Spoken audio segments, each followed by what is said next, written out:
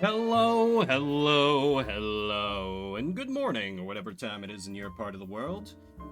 And welcome to the first from the new batch of Demo Day games. This was a game that I previewed for y'all, the first 30 minutes of it anyway. And I liked it, and in early voting, you all seem to like it. There is still time to vote on that particular poll in my Discord if you want. So it's not closed by any means, just I needed a new Sunday game. This one was going to take a lot of streams. It seems like people were into it, so I'm like, hell, why not? Let me just jump right into this one. My channel, my rules. It's a nice cold morning, the sort that makes me want to just nurse a hot cup of tea and read a nice book. It's like 44 degrees out or something. Cooler temperatures are finally here. I'm so happy. But instead, I guess I'll settle for a visual novel with y'all. Let's just get right back into it. I do find it interesting that, I can, like, jump straight to the final case if I wanted to. Very Ace Attorney of them. Like, I don't know why you would do that, but you could. And I kind of love that, but whatever. Let us begin at the beginning. Where I have seen this before, but whatever. The fields of battle are filled with suffering and despair. The first 30 minutes of it, anyway. And with how much I have to voice act, that's not really that much. On them are a clash of souls. Souls brought to conflict by the corrupt powers that rule over them. I was transporting a client in my carriage that evening. We were driving by the McCoy Tavern when we heard a disturbance. I was worried that something was amiss, so I walked into the building to see what the commotion was. There I saw the defendant. She was lit by the blue glow of the dining room lights, and she was stabbing the victim with her magical sword. Objection! Mr. Rudolph, you testified that you saw my client murdering the victim. And you supposedly saw her casting magic while doing so? Yes, I could never forget such a grisly sight. That moment was burned into my memory. I see. Well, it's funny that you say that. How so? Because your entire testimony was a complete lie. What? Objection! Are you accusing the witness of perjury? Surely you know that such accusations can't be made lightly, Mr. Cuthbert. My accusation is far from baseless, Steelwind. Think about the state of the crime scene at the time of the murder. The witness couldn't have seen anything, much less a homicide.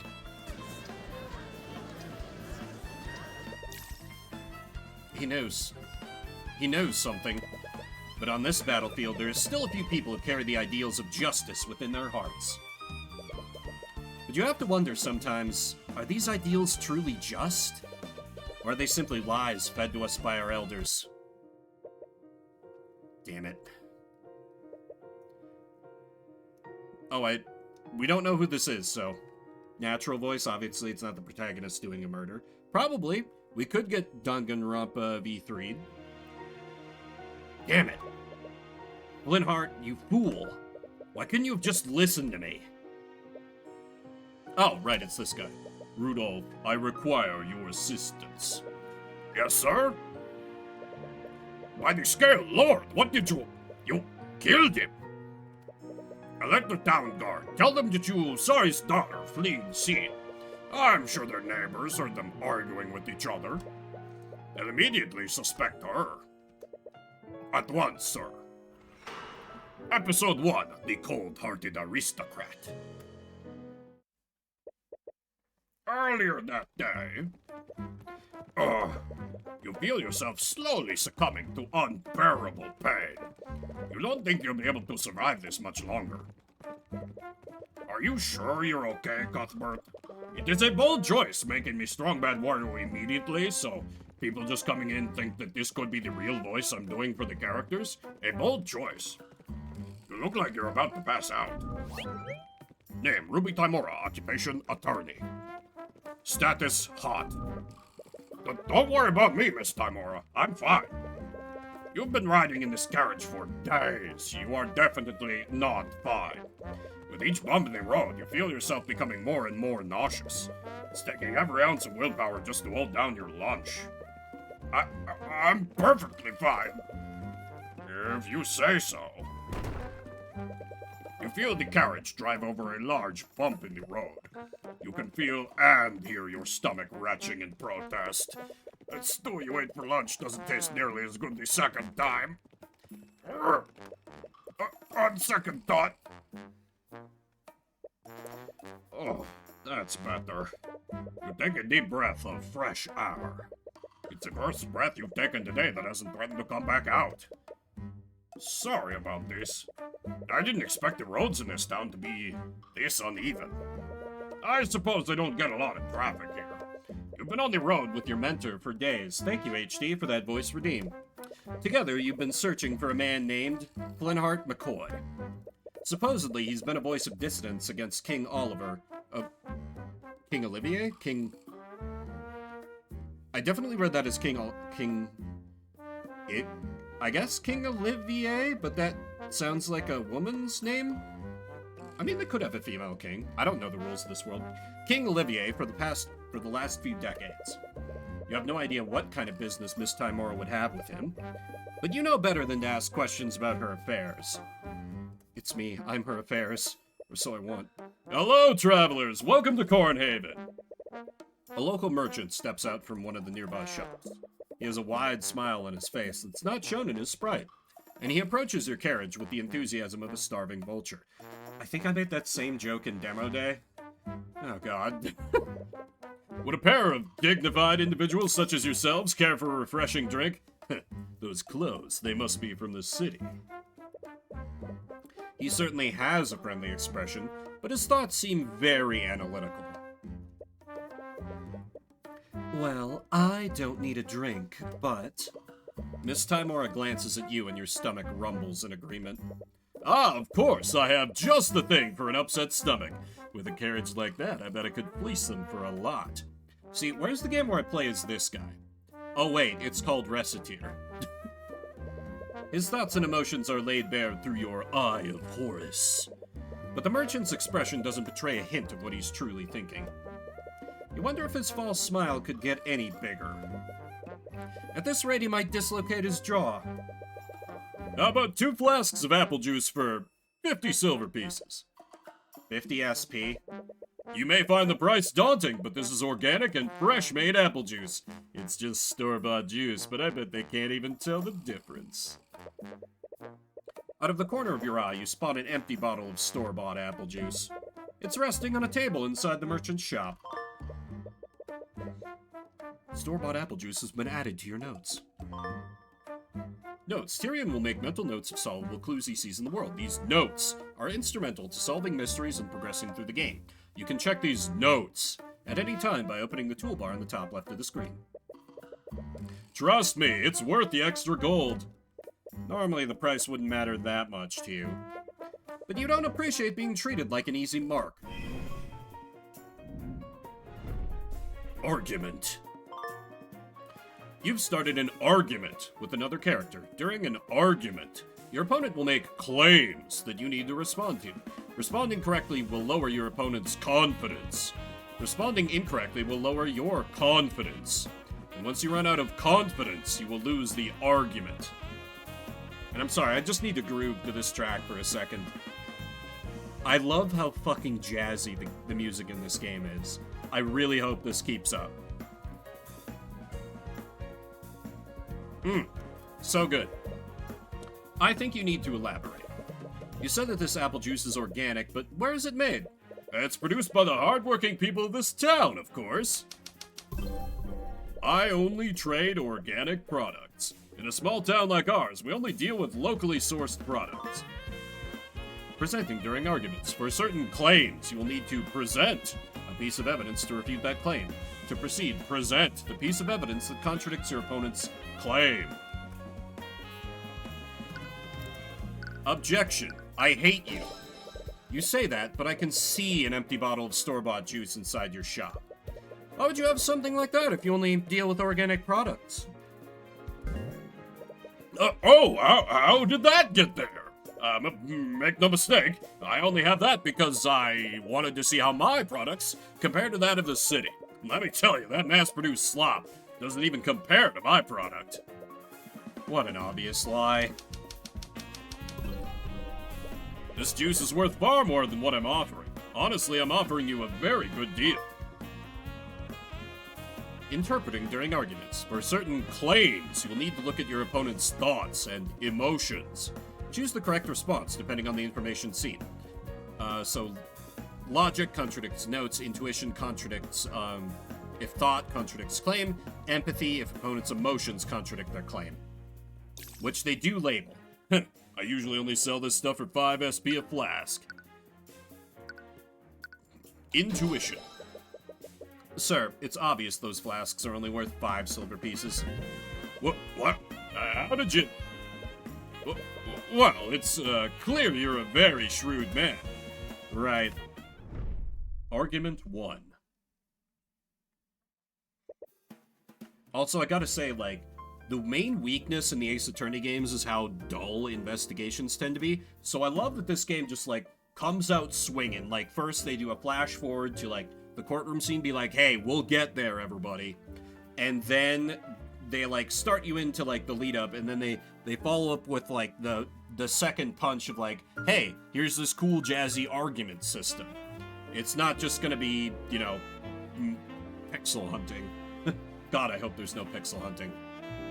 I'm so thirsty. Out of the corner of your eye, you spot a child watching you from afar. Her eyes are fixed on the flasks of apple juice. How about 20 SP for 3 flasks? Of course, sir. The Kingdom of Wyverngard, established several centuries ago by the 7 High Archmages. The kingdom is currently ruled by King Olivier de Wyverngard and the mages of his nobility. The nobility will tell you that our marvelous kingdom is a land of prosperity and happiness. A land where its people share the wealth and succor provided by the kingdom's magic. Thank you. I haven't had anything like this in years. The child's passing thoughts tell you exactly how much succor the kingdom is sharing. I didn't know you had such an eye for rural economics. Well, I suppose I just have a good intuition for this sort of thing. Or did you use another kind of eye? Don't get me wrong, your so-called Eye of Horus is an amazing gift. You should take every opportunity to hone it. But try to be more subtle next time. If I can see through you, others will be able to as well. Right. Anyways, I did some asking around while you were haggling. Supposedly, the McCoy Tavern should be north of here. If my tip is correct, this should be the place. Wait, this is the McCoy Tavern? With the state it's in, calling it a tavern is being pretty generous. You find it hard to believe that this has a secret meeting place for dissidents. But now that you think about it, maybe that's the entire point. The tavern has been shut down for years. Nowadays, Flinart just uses it to host his rallies. Although I do wonder if they've been keeping themselves afloat for this long. Hey, you lot! The McCoy Tavern is closed. A gruff man approaches your carriage as you step out of it. He's eyeing you and Miss Timora, a clear look of contempt on his face. I take it that you're Flinart McCoy? I am. What of it? Flinart McCoy, occupation unemployed. Sorry for not writing ahead of time, but I'm Ruby Timora. I wanted to speak with you. Ruby Timora? Wait, the Ruby Timora? Any animosity he initially had immediately vanishes. He lets out a laugh. It's as if he were meeting an old friend. Why didn't you say so? Come on in. I didn't expect someone like him to know about Miss Timora. But you suppose it makes sense. They both fight against the same enemy. Albeit in different ways. Sorry about the mess. We haven't exactly been... Well, anyways, what brings you here? I take it you didn't journey all this way to see my wrecked tavern. I'm here on behalf of a client. We have a proposition that you might be interested in. Is there anywhere where we could talk more privately? Sure, the kitchen is empty. Wonderful. Tyrion, stay here while I speak with McCoy. What? Don't you need my help? There's no need for that. Like hell there's no need for that. She's trying to make a deal with Flinart. You can easily read his thoughts to help her. You desperately want to object, but she shoots you a stern look that causes you to freeze up. Yeah, she is very pretty, but she can be very scary when she needs to be. A good trait. You slowly look away from her. You also, I'm gonna compare this to Ace Attorney a lot. It literally invites it. So I think that's fair. I love how the wise older mentor is, like, in her 40s. Versus, like, when you start the first Phoenix Wright game, your mentor is, like, you know, she's the wise, experienced lawyer, and she's, what, like, 29 or something? You spend some time waiting alone in the tavern's dining area. Not that that's not... She couldn't have experience by that point, but to really sell the mentor thing, I feel like Mia should have been a little older. Anyway. It's already been hours since Miss Timora and Flinart went to talk in the kitchen. You can hear faint murmurs from behind the closed door, and you've been resisting the urge to eavesdrop. But even from here, you can tell that their conversation is slowly becoming more frustrated. Looks like they're gonna be a while. Well, it's a good thing you always bring a chess set around. You bring out the small chessboard that you've carried around since you were a child. Chess can be played with one person, and you've always taken advantage of that. Checkmate. You win against yourself, this time as black. I've played 10 games already, and I've won 7 out of 10 times as black. Hello? Statistically, white is more likely to win. Unbeknownst to you, you're thinking out loud. So why am I performing so much better when playing as black? Hello? You still don't notice her, and you're verbalizing your thoughts just as fast as you're thinking them. Am I becoming overconfident as white because it has a first move advantage? Or perhaps that very advantage is affecting my choices and making me play in a suboptimal manner? A personal quirk is making me play illogically, then I need to correct it. Hey! What? How long have you been standing there? It's about time you noticed me. I've been trying to get your attention for a while now. Oh, sorry. Do you know where my dad is? Your dad? Flinart McCoy. I'm his daughter, Celeste. Name, Celeste McCoy. Occupation, mercenary. Also, I think the artist for this game really likes cravats. We've seen a few now. Oh, Flinart is speaking with my mentor right now. Aw, I wanted to show him something. Do you know when they'll be done? I don't know. They've been speaking in the kitchen for a while now. You hear Flinart and Miss Timora's voices getting louder and more frustrated, but Celeste doesn't seem to notice. Her eyes seem to be focused on your chessboard. Also, the music's a little loud on my end. Let me know if I need to adjust the game down. I did do a quick sound check, but that was just off the one song, so might need to turn the game down a little bit here. This is chess, right? Are you playing against someone? Oh, I'm playing against myself, actually. Oh, that's... You feel a judgmental stare. Playing alone helps me develop new strategies. Plenty of professionals do it. Hey, I'm not the type to shame a man for playing with himself. That's... Relax, I'm just joking. Anyways, if you're still waiting for your mentor, do you want to play a game? Oh, you know how to play? Sure, I've read about this before. She's read about it? This table is so dusty. Celeste takes a seat on the other side of the table. She tries to set up her side of the board, but fumbles with the pieces. She stares at one of them, confused. How do I arrange these things again? A part of you regrets accepting her challenge, but it would be impolite to back out now. Here, I'll arrange them for you. Let me mansplain chess to you. Thanks! Checkmate. You defeat her in 2 moves. Wait, what? Already? How did you do that? You decide against telling her what the name of that mate was. That's the fool's mate. Rematch me! I want a do-over! Sure, why not? It's not as if you have anything better to do. Celeste's brow furrows as she tries to decide on her next move. She hasn't realized that the game is already finished. Here! She moves her knight into a position to attack your queen. It should have stopped your assault on her king, but... Checkmate. A scholar's mate this time. What? Come on, how do you keep doing that? You look at the closed door to the kitchen. Leonard and Miss Timora's discussion is becoming louder. It doesn't sound like they'll be done anytime soon. Again, I'll definitely beat you this time. For someone who had clearly never played before, she's quickly improving with each game. It's impressive. She's observing your strategies and adapting them to her playstyle. With the way she's playing now, she could even defeat a nationally ranked noble. Checkmate. But even so, you've been playing this game for a lot longer than she has. How are you always one step ahead of me? It's like you're reading my mind. As if you'd even need to. Just one more game. I'll get you this time. Hello, Cuthbert. Miss Timora emerges from the kitchen with Flinart. They both look mentally exhausted. Looks like negotiations didn't go well. Hi, Dad. Oh, hello, sweetie. Flinart looks irritated, but as soon as he sees Celeste, he quickly hides it behind a smile. You wonder what their discussion was about.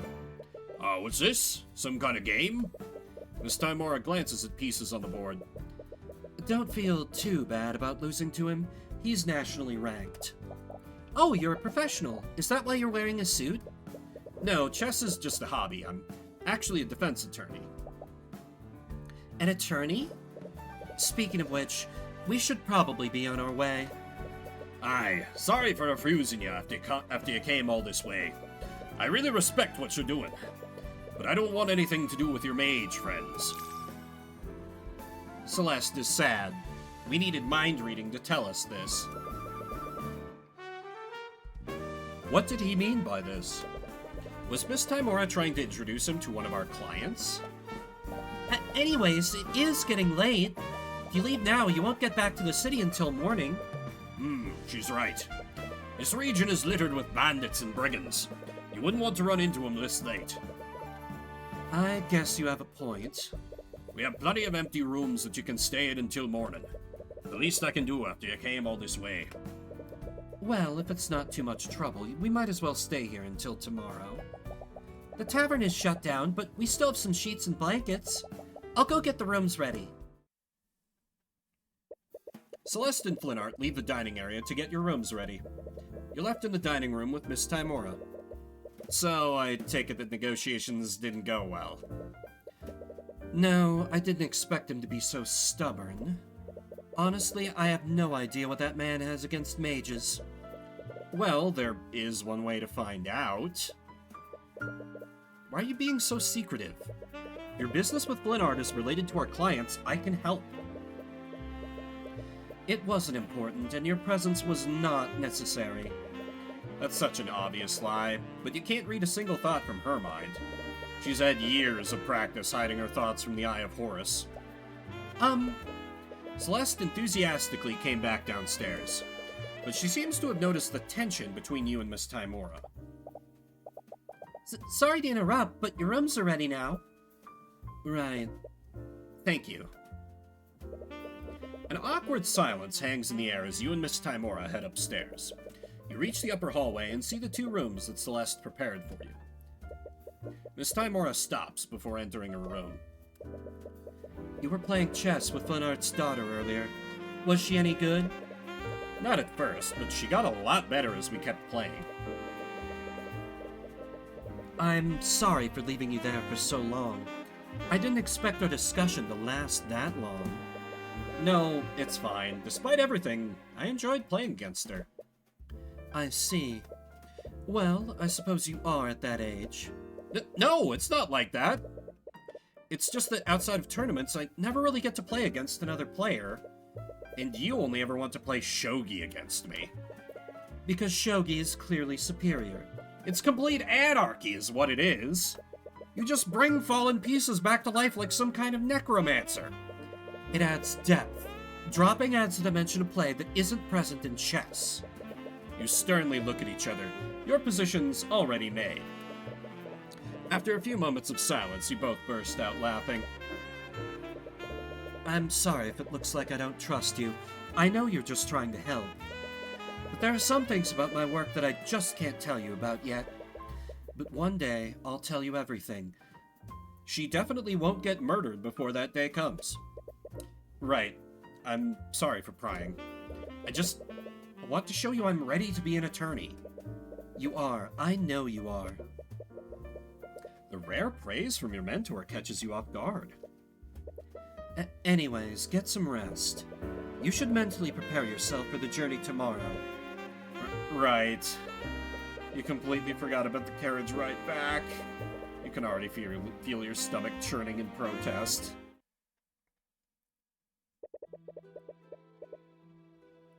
You lay in the bed that the McCoys prepared for you. And as you close your eyes, you slowly drift into a deep slumber. As this happens, you feel something invasive. Your mind drifts away, and you feel yourself being pulled elsewhere. You find yourself in a surreal and unsettling landscape. You're fairly certain that you're dreaming right now, but some instinct in the back of your mind tells you that something is fundamentally wrong about this. Huh? You see a woman in the far distance. She's staring directly at you. What? Presents? She's murmuring something, but you can't quite make it out. Is she trying to say something to you? Huh? I finally found you, Heavensborn. You're jolted wide awake. You can't exactly remember what that woman said to you, but whatever her words were, they sent a piercing chill down your spine. Your breath is heavy, your heart is beating at 100 miles per hour. Calm down. It was just a dream. Tyrion's like, Goth GFs aren't real. Goth GFs aren't real. They can't hurt me. At least that's what you try to tell yourself. But please, just let me explain. I don't want to hear it. You hear the voices of Celeste and Flinart ring out from downstairs. It must be extremely late. What could they possibly be arguing about at this hour? I want you out of my house! Out! A dead silence lingers in the air before you hear someone rush out of the tavern. Whoever left slams the door behind them. What was that all about? It's none of your business. You only met those two today.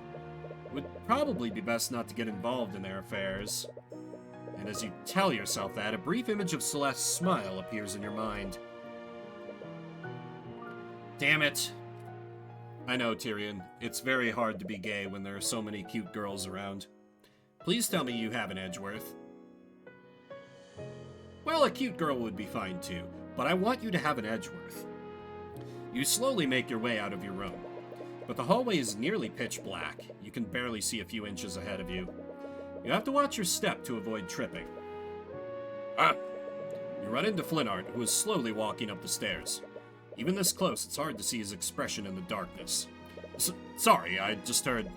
Right, I forgot you two are... His words trail off. Is everything okay? Sorry, I'm just going to... You awkwardly shimmy past Flinart to head down the stairs. He doesn't move out of your way. It's clear his mind is elsewhere. You arrive at the dining room, but you don't see Celeste anywhere. Honestly, though, it's hard to tell with how dark the room is. Celeste? Are you still here? You don't receive an answer. You remember hearing someone slam the front door earlier. Your eyes are drawn to the tavern entrance. Celeste? No answer. Celeste, where are you? The merchant you spoke with before steps out of his shop holding a lantern. He appears to be irritated by all the noise you've been making. Oh, you're that kid from before. Do you have any idea what time it is? This isn't the city. You can't just make a bunch of noise like this. Right. Sorry. I was just looking for Celeste. Oh, Celeste McCoy. She's Flinart's daughter. The merchant's expression becomes a little colder. Do you know them? What do you want with that bastard? That damn mage. What? Those two probably woke up half the street with all their yelling. I don't need you keeping us up, too. If I hear any more noise, I'm gonna call the town guard. Before you get a word in, the merchant walks back to his home in a huff. You look around, but you still don't see any sign of Celeste. You decide to continue searching. Can't believe I said those things to her. She'll never forgive me for this. I see your temper is as short as ever, Flintheart. You? Honestly, how do you live in this darkness? Luxo. What are you doing here? And how dare you bring that witchcraft into my home? You've been busy lately. Your little rallies have gained quite a lot of support. Too much support for my family's liking. And what, you came all this way to convince me to stop? You have my word. If you stop spreading dissidence, no harm will come to you or your family. Ha! Your word is as good as the dirt you lick off of King Olivier's boots.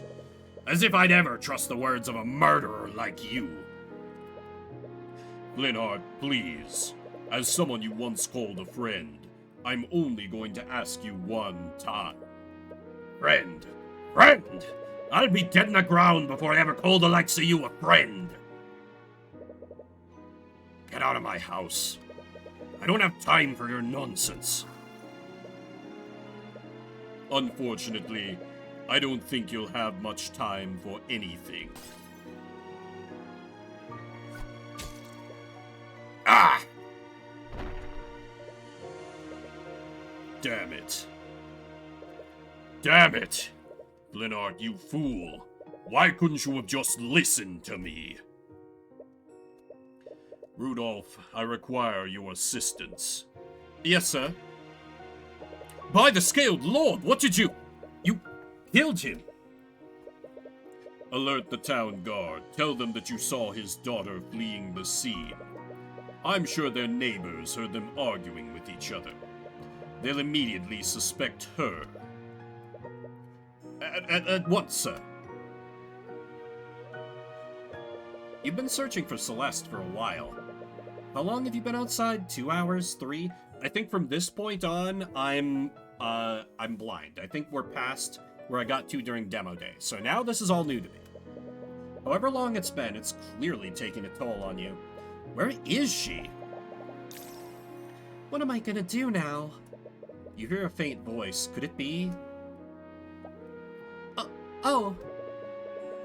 As you peer behind an old tree, you finally find her. She looks just as tired as you are, probably even more so. Her eyes are puffy and red, but she's doing her best to hide it with a smile. Into the unknown, yes! Where I get to show off my detective skills, which will probably be found very lacking. So, Repu, our main character man has the ability to read thoughts and emotions through some kind of psychic power. So, the smileys are just, like, the UI showing that he's, like, reading a person's true emotions. Though sometimes it comes up when it's blatantly obvious, like it is with Celeste here. Also, good morning. I've been looking all over for you. Oh, sorry. I'm guessing we woke you up? Yeah. Is everything okay? It's nothing, it was just an argument. But from the way she reacted, this is clearly not common. You suppose that it's none of your business. You decide not to pry further.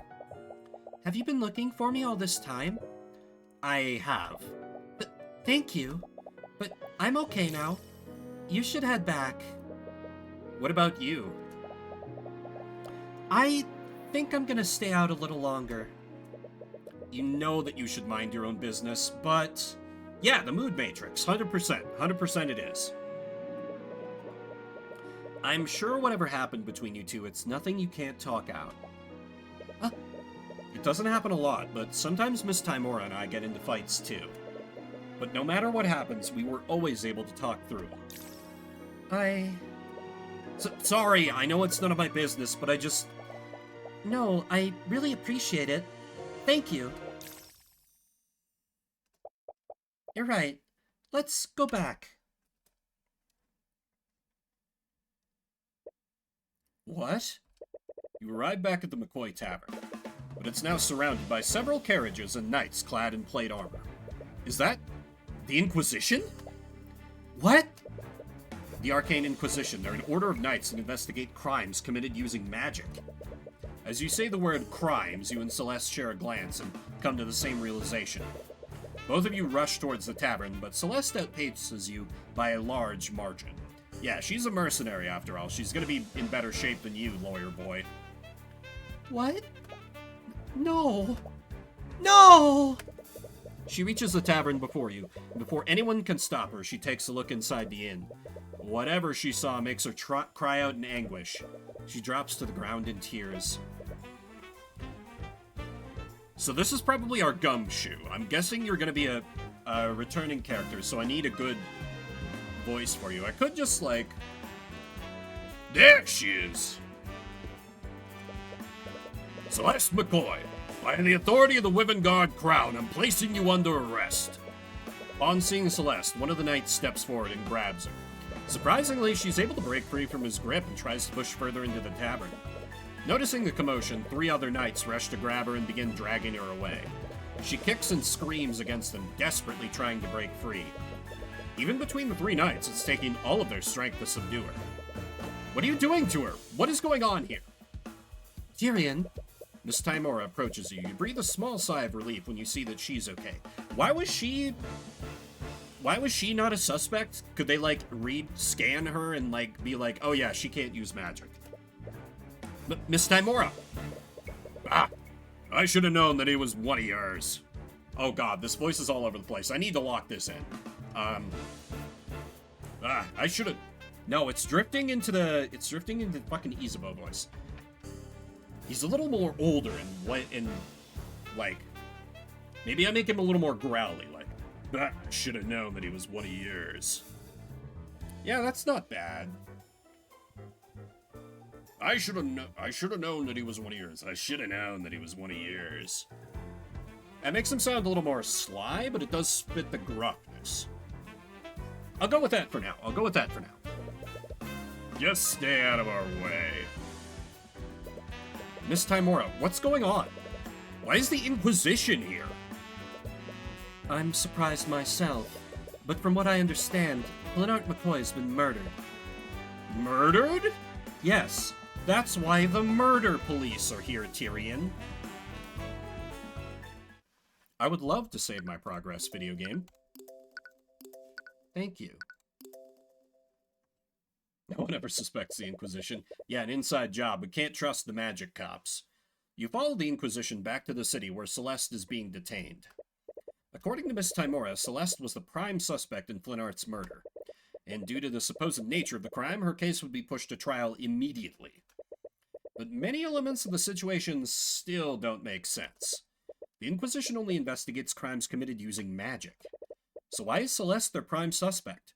Tyrion, the UI tells us that she knows magic. I was assuming that was part of your Eye of Horus bullshit plot power, but maybe it's not. Could she be a mage? This is ridiculous. She has a right to speak to an attorney. Anyways, you find yourself met with another hurdle, a very frustrating one. Yeah, well, we can't let you see her until she's been processed. Her trial is in an hour. How has she not been processed yet? I don't know what to tell you, kid. I wish I could help. You don't need to use the eye to know that that's a complete lie. So, you're really planning on defending her? Do you know if she can even afford a lawyer? I just can't stand here and do nothing. You saw them, didn't you? There's no way she would murder her father like that. Plus, if this society is advanced enough to, have, like, a legal system like this, the courts probably want, attorneys to take on a certain number of pro bono cases. Because at least with my limited understanding of the American legal system, that's like, I don't know if it's a formal requirement, but it's something that's very much expected of a lot of law firms that are in private practice. Like a certain percentage of your cases needs to or should be pro bono, basically for free or for a greatly reduced rate. So this could go towards Timora's firm's pro bono percentage, maybe? That could all be bullshit. Could she be of age? And was like, please no Japan, I beg. She is 19, so she is in fact of age.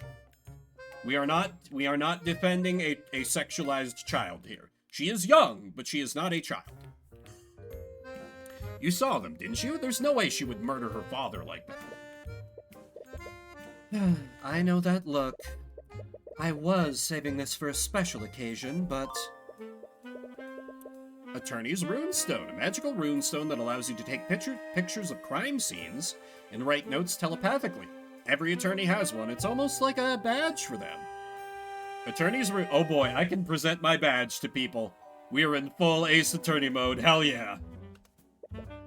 This is an Attorney's Runestone? If you're going to defend her, you're going to need one. You begin to tear up. You've wanted one of these ever since you were a child. It's basically a badge of honor for attorneys. Don't cry, Cuthbert. Sorry. Anyways, keep one thing in mind. You try to defend her, the Inquisition isn't going to fight you fairly. Our court system only exists to create the illusion of justice. Is that something a defense attorney should say? They hate people like us, and they'll do everything in their power to sabotage you. Damn it, you knew they'd try to get in your way, but you didn't expect them to do it this blatantly. What's with all this noise? You're that knight from the tavern. That's Commander Orem White to you, kid. Name, Orem White. Occupation, knight. I like that he's a knight, but he has like a detective coat. It's such a silly design, but I adore it. I had a feeling Timora would be sniffing around this case, but I didn't expect her to send a kid to do her dirty work. Commander, he says that he wants to talk to the mage. And she's got a right to an attorney, doesn't she? Well, she hasn't been processed. Commander White looks confused for a moment. What kind of bullshit are you trying to pull? Let him through, you idiot. Yes, sir!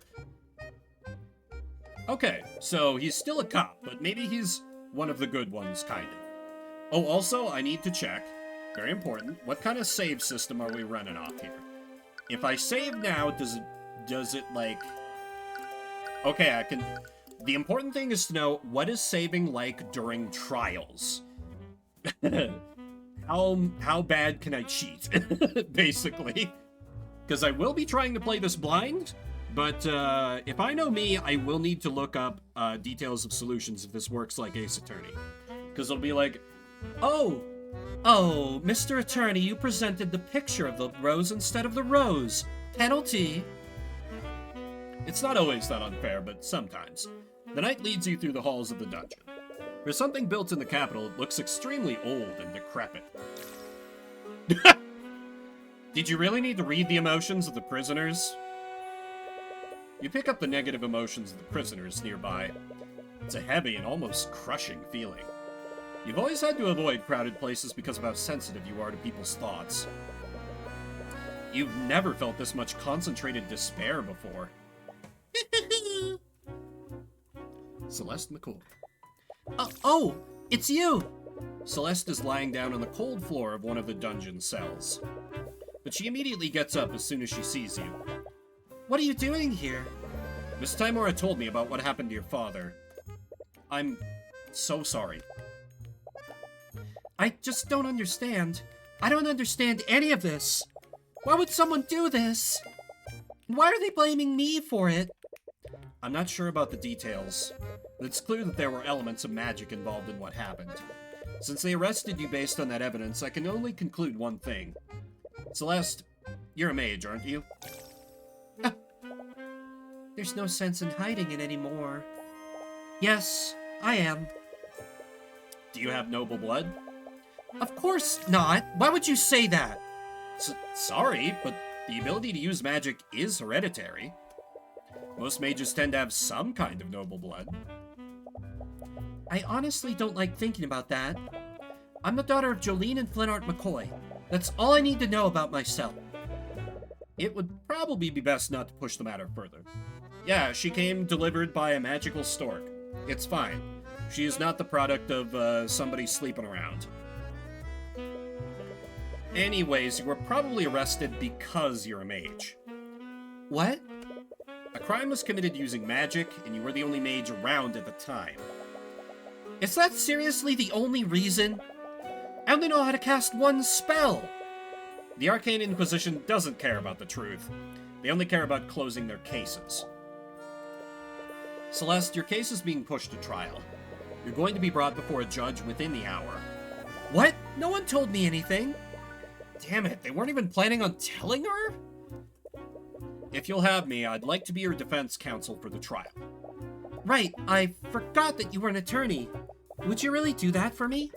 After everything I've seen them do, I can't just stand by and do nothing. Yeah, I am curious what the one spell she knows is. But they're a part of the kingdom. Do we even have a chance? It's hopeless.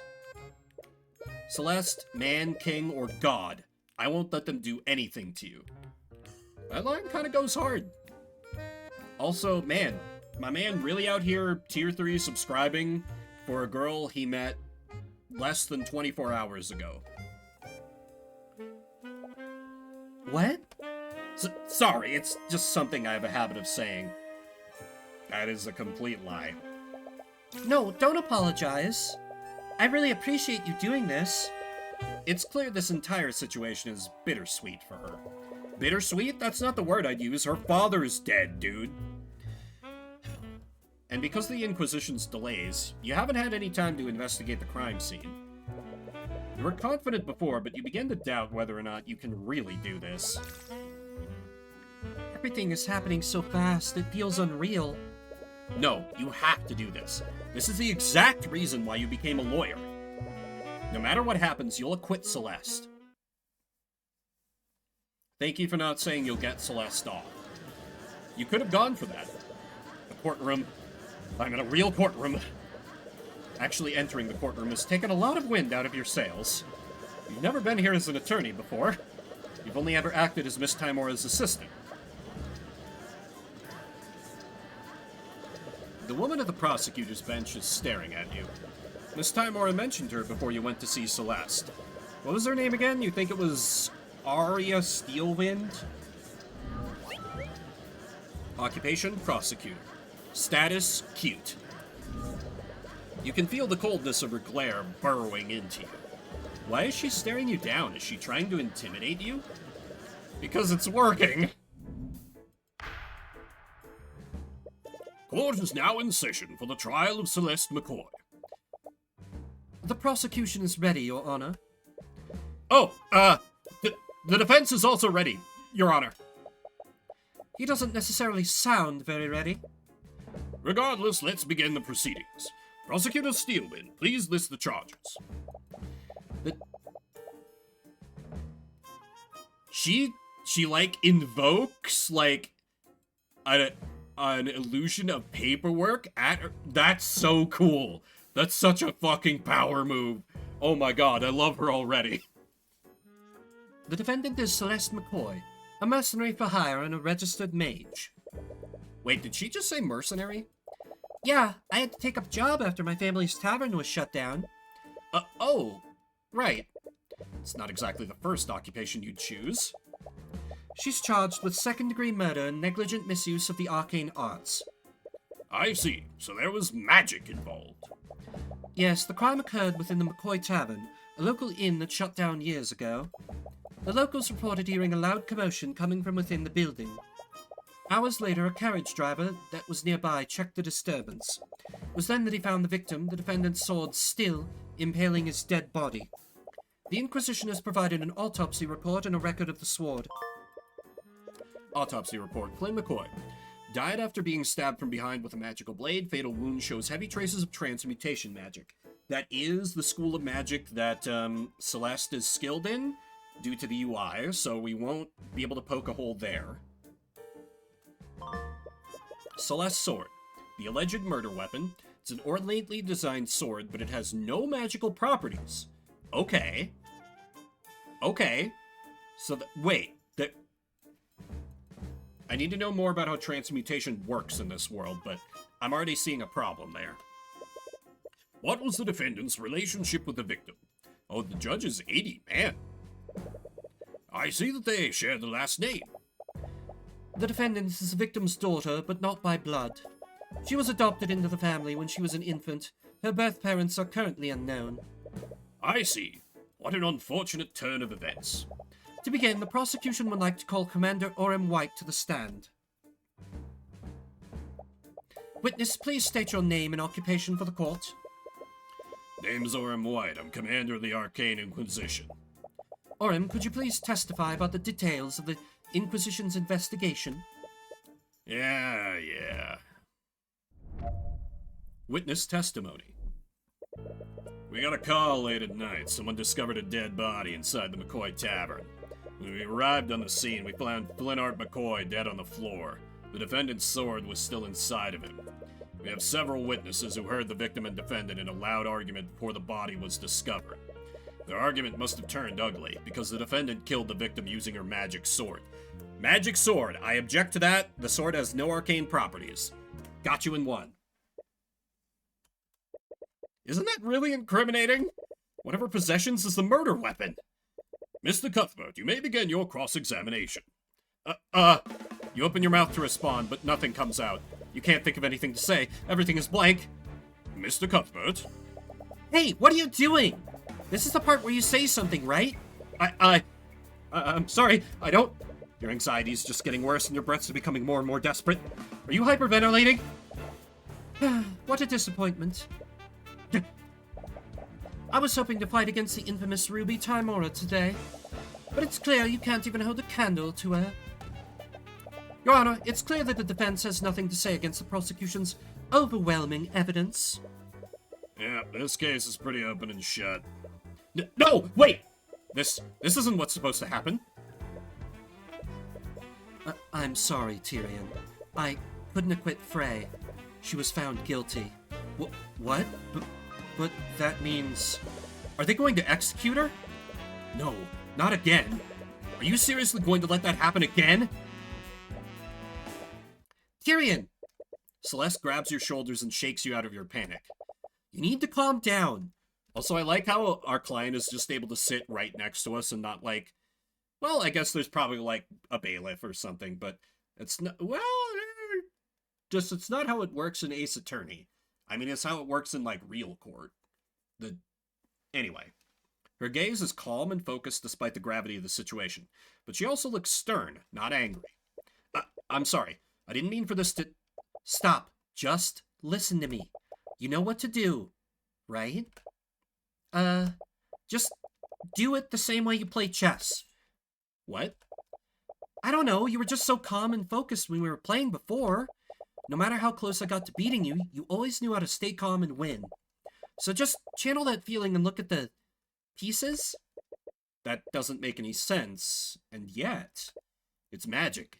I don't gotta explain shit. You take a moment to focus and let everything else disappear from the world. Every statement that he made, every word that came out of his mouth, each of those is a possible weakness that you can attack. Every bleak moment can be turned around. You just need to consider every angle. My apologies for the delay, Your Honor. The defense is ready to begin cross-examining the witness. Very well. There we go. Thank God that worked. She's like, oh no, I'm doomed. Carefully examine every statement he made and find something that contradicts the evidence in your notes. Once you do that, present the contradicting evidence and prove that his testimony is false. Do I have a press option? Like I do in Ace Attorney? Carefully examine each statement they made and find the statement that contradicts a clue, a spell, or a profile in your notes. Click the present and present the contradicting evidence to move forward. I do have a press, okay. Okay, so let me... I have no spells and evidence yet. Or, the commander of the Inquisition does not have any magic? That's interesting. Transmutation, no arcane art. Transmutation magic, that is her... Yes, okay. Wait, her occupation is listed as bodyguard, not mercenary, that's... Anyway, her sword has no magical properties, so that's obviously the point of attack here. No need to waste time. Her magic sword, huh? Objection! Objection! Commander White, you testified that the victim was killed using the defendant's magical sword. Am I correct? Yeah, it's pretty obvious when you look at the crime scene. I think I'd actually have to disagree with you on that. The defendant's sword couldn't have possibly been the murder weapon. What are you talking about, kid? The sword was inside his body. Of course that's what killed him. That may be the case, but take a look at the autopsy report. It states that the fatal wound had heavy traces of magic. So how would a non-magical sword leave traces of magic on the body? What? To leave a trace like that, the wound would have to have been created with something magical. My client's sword may look fancy and expensive, but it is entirely mundane. That doesn't make a lick of sense. If the sword didn't kill him, then why was it in the body? Yes, I find that quite strange as well. Well, there's only one reasonable explanation, Your Honor. The wound was created magically, and someone shoved the sword into the wound afterward. The hell are you talking about? The defendant is a damned mage. She could have easily killed the victim using magic. That may be, Commander, but why would she kill the victim using magic and then stab him with her sword? She would just be incriminating herself. No, if anything, this series of events proves one thing. Someone used magic to kill the victim, and then they pushed my client's sword into the wound to frame her. Objection! Don't get ahead of yourself. What? Your Honor, the defense is trying to spin the facts in his favor. He claims that the third party committed the crime and used the sword to frame the defendant. But wouldn't a simpler explanation be this? Magic was being channeled through the sword at the time of death. That is what left the magical trace on the body. Commander, please tell the defense how the murder was committed using magic. What? Alright, alright. I think I see where you're going with this. Alright, what other perjury do I have to slap down? It's true that the sword itself isn't magical, but magic can still be channeled through it. That defendant over there, her spell compendium has a spell called Mage Blade. She must have used it on her sword before stabbing the victim. That spell is the reason why there were traces of transmutation magic on the wound. So her spell compendium contains a spell called Mage Blade. The spell compendium is a magical device that lists every spell a mage can cast. Luckily, Celeste's compendium only contains one spell. That means she can only cast that one spell. Celeste, do you have your spell compendium with you? No, I left it at the tavern after... Well, you know. If you can't look at the description for Mage Blade, you'll have to approach this another way. The commander's testimony was a lot vaguer this time. If you can press his statements, you might be able to find new information that you can use against him. Yeah, we need to draw out of him the explanation of what Mage Blade is. You gotta lay the foundation, Commander. During cross-examinations, you can press statements to acquire more information. Sometimes pressing the right statement can make a witness add a statement to their testimony. Mage Blade must have used it on her sword. Let me press on this. Hold it! Mage Blade? It's a transmutation spell that sharpens my sword. I usually use it when I need to cut through an enemy's plate armor. You didn't realize that she led such a lethal lifestyle. But anyways, wouldn't it be excessive for the defendant to use a spell like that on the victim? He wasn't wearing any kind of armor at the time of death. The victim and the defendant were in an intense argument. Perhaps she used the spell in a fit of rage. It was a crime of passion, after all. That theory is a little far-fetched, but you'll need hard evidence if you want to disprove it. Before stabbing the victim... let me press on this, channeling through the sword. Are you saying that my client used the spell and channeled it through her sword? There are a vast number of spells that operate like that. Spells from the School of Transmutation are almost always channeled through an object. Oh. But why would she go to the trouble of doing that? Her sword alone would have been enough to commit the murder. Mages are always looking for an excuse to throw their power around. There's no rhyme or reason to it. Isn't that just your own personal bias, Commander? We don't need to understand why the defendant did what she did. I'm sorry, motive isn't important?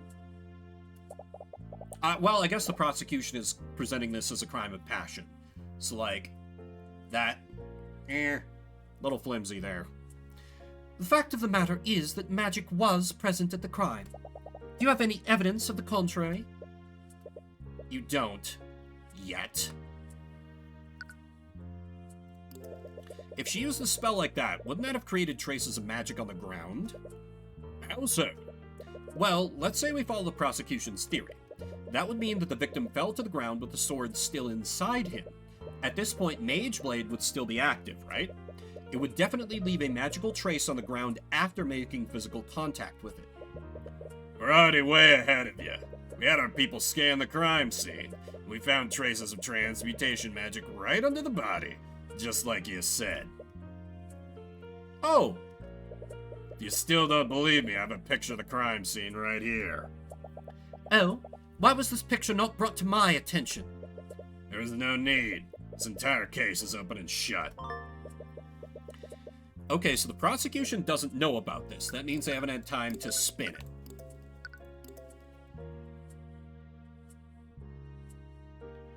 Okay. I'm guessing the beehive pattern is the trace of magic.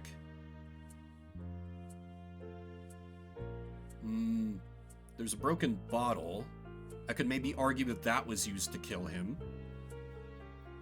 It was clearly pierced through the front because of how the... Well, not necessarily. I don't see any fatal contradictions so far in this image.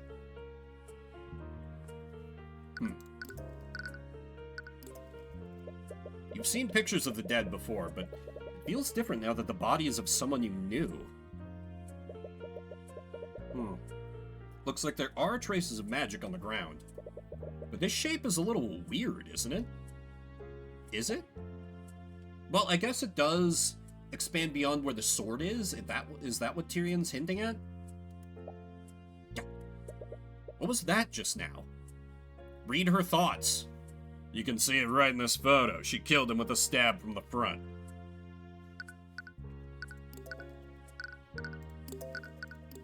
A stab from the front.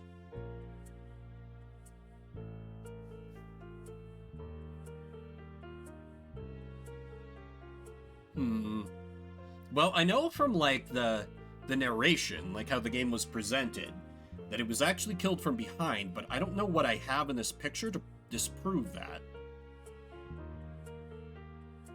Let me press first and see if I can get some more info. Right, this photo does show that he was stabbed from the front. But why do you feel like there's something wrong with this picture? Yeah, Vimstream! Morning, drunk. We're playing some Magic Ace Attorney. This would be a lot easier if you knew the parameters of Mage Blade, but perhaps you can get him to add statements or evidence to his testimony. The only thing that you can do now is press his statements. Okay, so maybe now that I have the photo... Or does the photo disprove any of his earlier statements? Magic can still be channeled through it. Spell called Mage Blade, use it on his sword before stabbing the victim. Spell's the reason there were transmutation. There was one where the prosecutor was like, do you have any evidence? It was like, I don't yet. Oh, damn. You weren't in that bread. Well, thank you for stopping by, no matter how brief it is. Let me try on this. Why would you go through the trouble of doing that? Sword alone. Just your own personal bias. Magic was present. Do you have any evidence of the contrary? You don't yet. That's XCOM, baby, right? I feel like...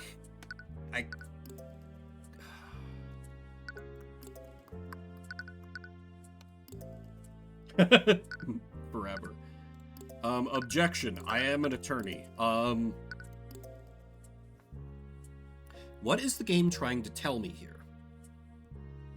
I feel like this would be easier if I didn't have the magic detecting crap around the... Yes, that man is dead. Is it maybe that, one of his arms are around the sword? No. Hang on, let me compare this to, the sword is fully red.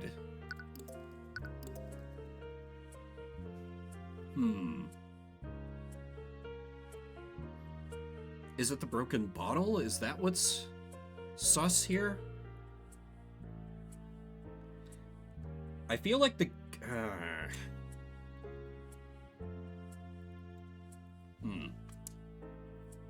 I feel like I'm expected to know more about the game's world than I currently know. Because there are a few different things that could be going on here. I don't think so. I think what the most likely theory that's going through my mind right now is because the magic is, like, more on the ground than just his blood and where the sword is, that means that it can't be the sword that was the channeling of the magic. And there's magic on the bottle as well. It could also be the positioning of the sword, disproving that he was stabbed from the front with the sword. Or it could be something about the condition of the sword itself, because it kind of looks a little more white towards the tip of the blade here, versus it being full red. But the sword itself is full red, as it looks like in the sprite. So I don't know what kind of health meter I have here. This might be a good time to see what I can get away with for saves within... Oh, I can just save anywhere at any time. Okay, alright, I can just be a full clown with how stupid I am in trial. Great. Let me try... Yeah, I'll save scum if I need to. I'll try objecting with a picture because clearly, based on the prosecutor's reaction, this piece of evidence is bad for her case. I don't fully understand why, but obviously it's a crime scene picture. It's just a matter of which statement. And him saying you can see it right in this photo makes me think this is the most likely one. But if they ask me to point out, like, oh, where's the problem? I'm gonna be like, ah. So let's see where this goes. Objection! Your Honor, it's clear that the witness's testimony is contradictory, and this piece of evidence proves it. I fail to see how that proves anything, Mr. Cuthbert. Oh, I guess you're right.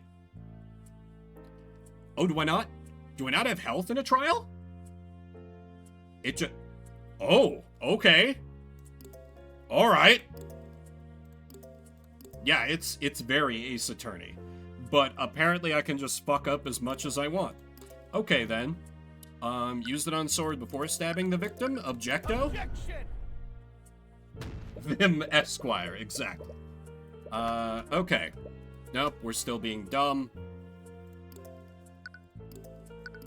Try objecting here. Objection!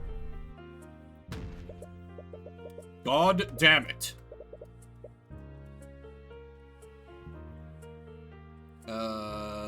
Can I press on this, maybe? The show is stabbed from the front. Why do I feel like... Do I just keep pressing, I guess? Use a spell, channeled through the sword. I already got that. Yeah, it is pretty shameless. I kind of love it, though. Mage Blade, Transmutation, Sharpened Sword. Morning Silvar. Trace Magic. Mage Blade would still be active. Way ahead of you. Found traces of Transmutation. Picture the crime scene. Pictures of the dead before. Looks like there are traces of magic on the ground. Shape is a little weird, right? And Arya's like, ah, fuck. Killed him with a stab from the front. Pressing that gets me nowhere.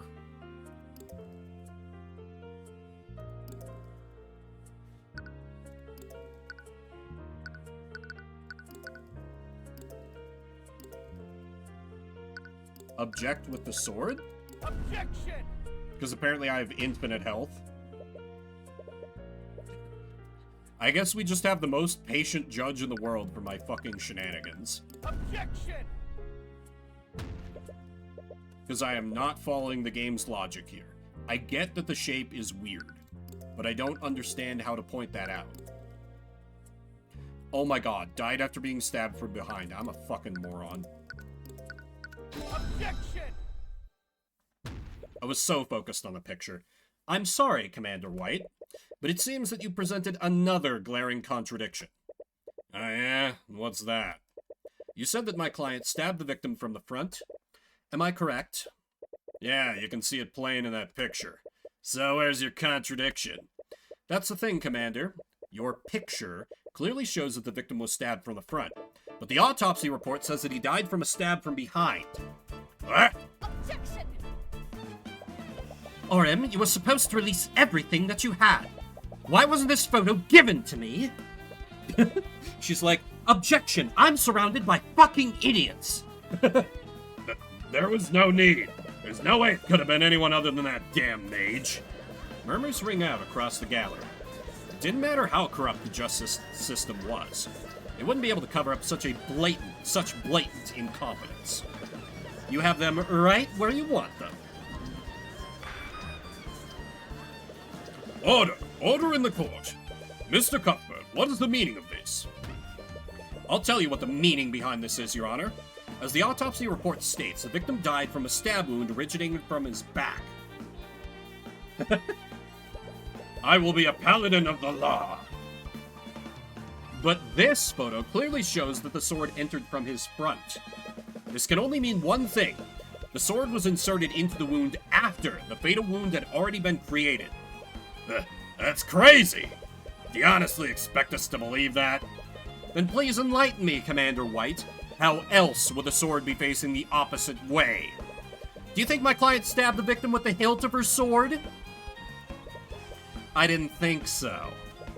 What really happened is clear. The real murderer stuck the sword through the victim's wound to implicate my client. But they made a careless mistake and stuck the sword through the opposite side. Objection! It appears that I underestimated you, Mr. Cuthbert, but you've still got ahead of yourself.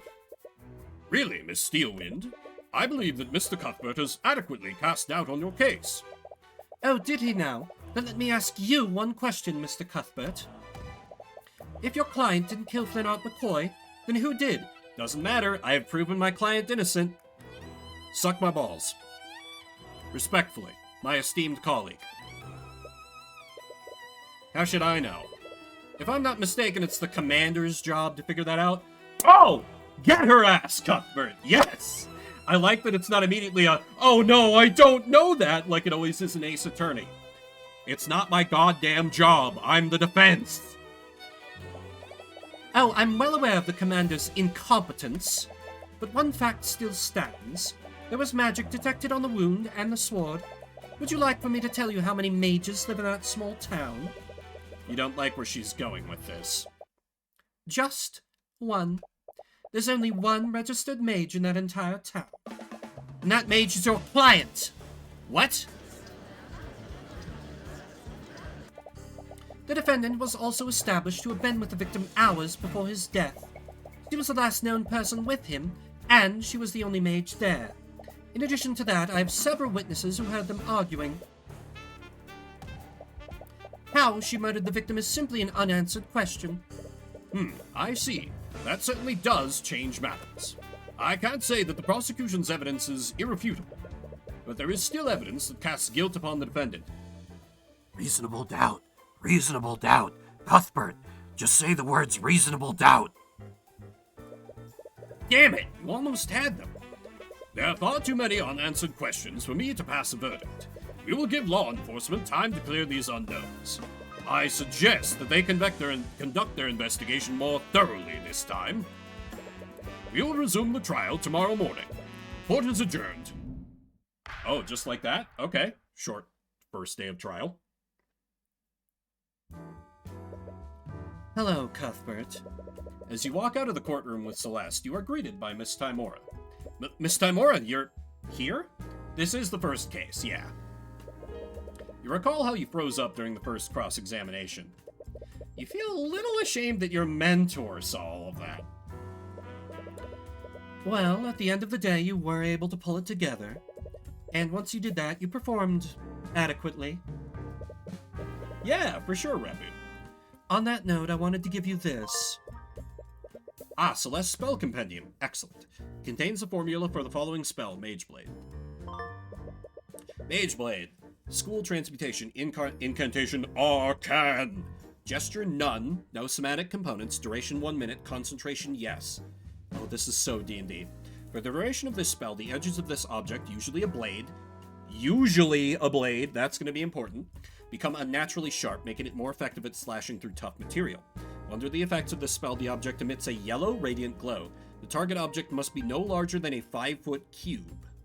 So it could be the bottle. My spell compendium? I swiped it from the dining area before the Inquisition arrived. I thought it'd be best for you to have it. So this is your spell compendium. And it only has one spell. Mage Blade. This means that the prosecution has to prove that Celeste used that specific spell. It will restrict how they approach this case, which gives you an edge over them. It's like I have a legal blade! No? Okay. But that prosecutor is really something else. You mean Prosecutor Steelwind? You can still remember her ripping glare. It gives you chills just thinking about it. You wouldn't even know it, but this was also her first trial. Really? I thought that her inexperience would make for a good first opponent. But that girl, she's a natural in the courtroom. It makes me wonder why a Steelwind would choose to become an attorney in the first place.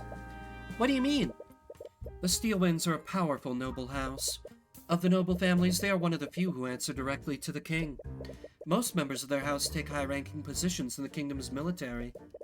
So it's a bit strange that she chose to become a prosecutor despite that. Steelwind. I feel like I've heard it somewhere before. In any case, it's best that you focus on the trial. You have about a day until court resumes. Right, now that I have time, I'd like to ask you some questions, Celeste. Namely about that argument you had with your father. Oh. You see the bailiff staring daggers at Celeste. It looks like they're waiting to take her back to her cell. Whatever questions you have for her will have to wait. I should probably go. Celeste walks away while avoiding eye contact with you. Bringing up her argument with Flinart may have struck a nerve. Sorry, this is a trial involving her dad being murdered. This is not going to be avoidable.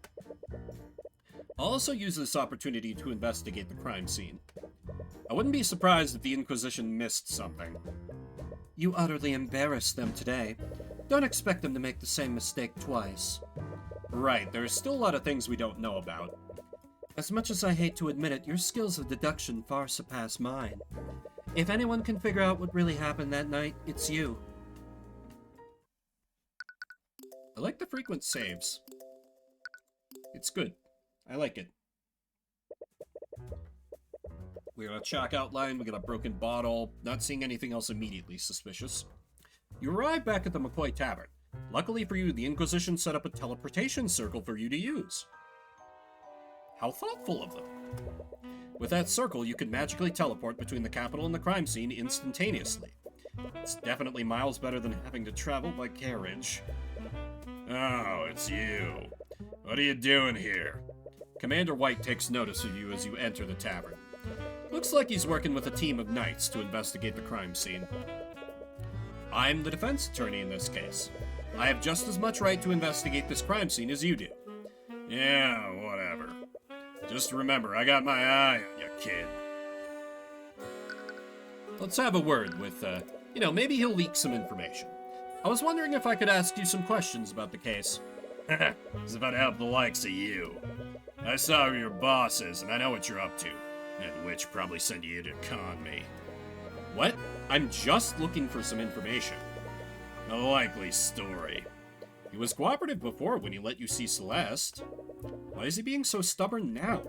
Is he angry that you embarrassed him in court today? In any case, you won't get anywhere at this rate. If you want his help, you'll need to persuade him through an argument. Helps to prepare before starting an argument with someone. Talk to him or present items to him to build a psychological profile for him. If you successfully fill the profile gauge, you'll receive more information during any arguments with him. Oh, that's kind of cool. Huh. Well, let me present the profile on my mentor, since clearly they've got some kind of past. I have to ask, did something happen between you and Miss Timora? Miss Timora. Oh, are they exes? Please tell me they're exes. That would be so fun. What are you, her lackey or something? No, actually, she's my guardian. Oh, I didn't even know she had a... Look, kid, I don't know what the deal is between you two, but no good will ever come from associating with her. This is about the rumors, isn't it?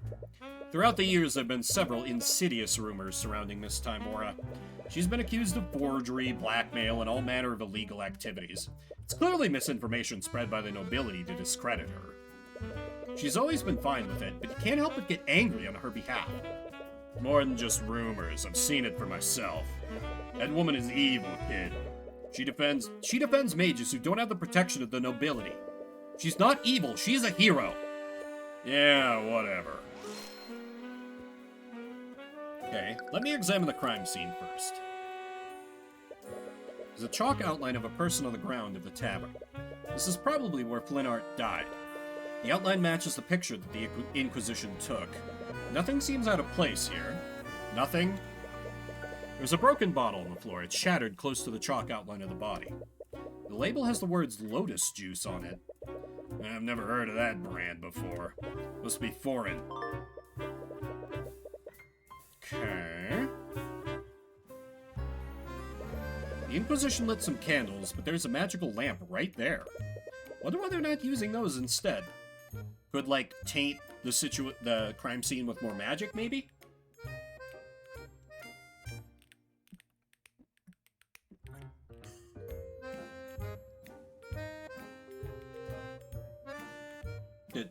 Wait, who? It's a painting of a mage, and there's some text on it. Samala Daglian, a legendary practitioner of the arcane arts. He mysteriously disappeared one day. It's rumored that he was developing a formula for a new transmutation spell. However, he was reckless in casting the spell, and Daglian quickly lost control of its magic. Oh, Lotus Juice is the... Oh, okay. His body was never found. Many speculate that he didn't actually die during the accident. But if that's true, where did he end up? Sounds like a cautionary tale against using magic. That might explain why Flinart keeps it in his tavern. It's a painting of a man in a suit, and there's some text on it. Adam Eble, politician of the Pedantic? I've heard of this guy. He's some kind of politician from one of the nations west of here. I heard he's pretty much a shoo-in to win whatever election they have going on there. An election? Was Flinart studying democracies for his little revolution? You could do worse. You could do better, probably, but you could also do worse. There's a modern-looking lamp mounted on the wall. It's a lamp powered by artificery. I didn't expect to find something this sophisticated in a town like this. Artificery is just another form of magic. Actually, artificery draws from surrounding ley lines, too. I didn't ask for a science lesson, kid. Anyways, look where artificery got these folks. The arcane power cell broke, and they haven't had any power for weeks. Yep, nothing can beat good old oil and flame. The arcane power cell has been broken for weeks, and the lamps can't be turned on. Okay. I didn't expect that to actually give me any info. Nope. Alright. Hello, sir. I am an attorney. What do you think about this? I don't know what you expected me to say. Not much to say about that. It'd be best to try something else. Talk more about how you hate magic. This place has been without power for about a week. Wonder if there's any information I can infer from that. They've been using candles to keep the place lit. This is exactly why you can't rely on magic. Okay, I didn't get anything else from that. Wonder what lotus juice is, the juice of a lotus? It's definitely not any drink that I've heard of. Must be some kind of imported brand. Nothing. Present the autopsy report? The autopsy report seems to be pretty detailed in some aspects and vague in others.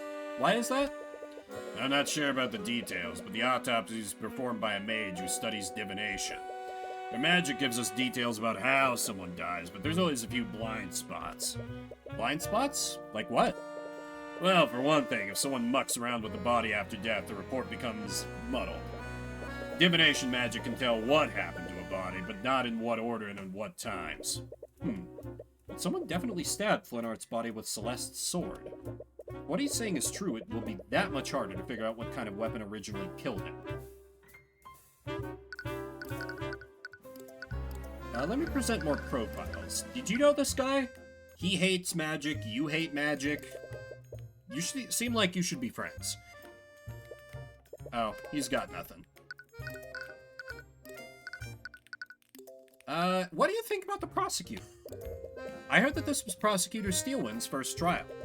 She must be pretty talented if that's true. Pain in my ass is what she is. A damn noble comes in here telling me how to do my job. I honestly have no idea what she's even doing in this line of work. She's a mage from a noble house, isn't she? She must be a pretty powerful mage. Powerful is an understatement. Any one of those steel ones could turn this whole town into a glass crater. What? There's no way that's true. Right? Didn't get any psychological profile on him. Tell me more about this crime scene picture you hid from this prosecutor you hate. Oh, you have nothing to say about that? Tell me more about you. You have nothing to say about yourself. Fair enough. I do have the option to move. Oh!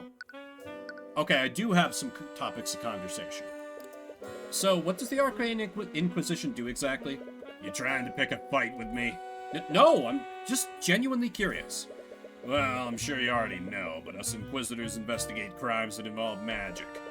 Do crimes like this happen often? Yeah, maybe once in a blue moon. Makes sense. Most mages are in the nobility, after all. Yeah, they can hire people to cover shit up. Even if they're untouchable, they don't make a habit of getting into trouble with the law. You must have an easy job, then.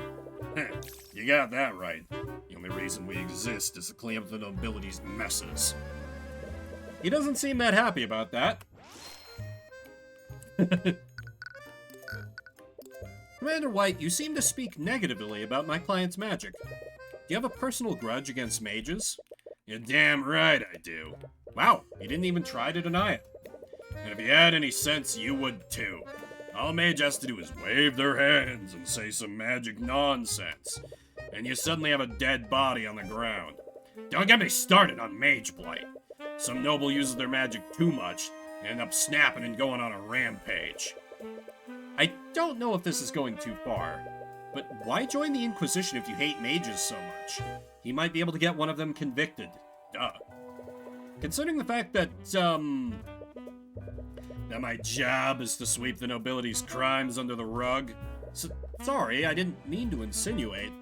Nope, yeah, they're right of it. Anytime a noble is involved in a case, I'm ordered to look the other way. You don't seem very happy to do that, and you're surprisingly honest about corruption. Why would you stay in this line of work? Because every once in a while, I'm allowed to put a criminal mage behind bars. We can't go after the nobles, but any other mage is fair game. Or at least they were before your boss showed up. Your boss? Does he have something against Miss Timora? Yeah. Orem White's psychological profile is complete. Alright. Oh, no, let's ask about Ruby first. I have to ask, did something happen between you and Miss Timora? Ha! Miss Timora. Oh, this is just the same as presenting her profile. I've already seen this. About the rumors, she might be doing illegal shit. That woman's evil. I hate her ass. Let me make sure I have all the evidence before I get into an argument with her. Yeah, let me check the upstairs. I doubt there'll be anything super important up here, but...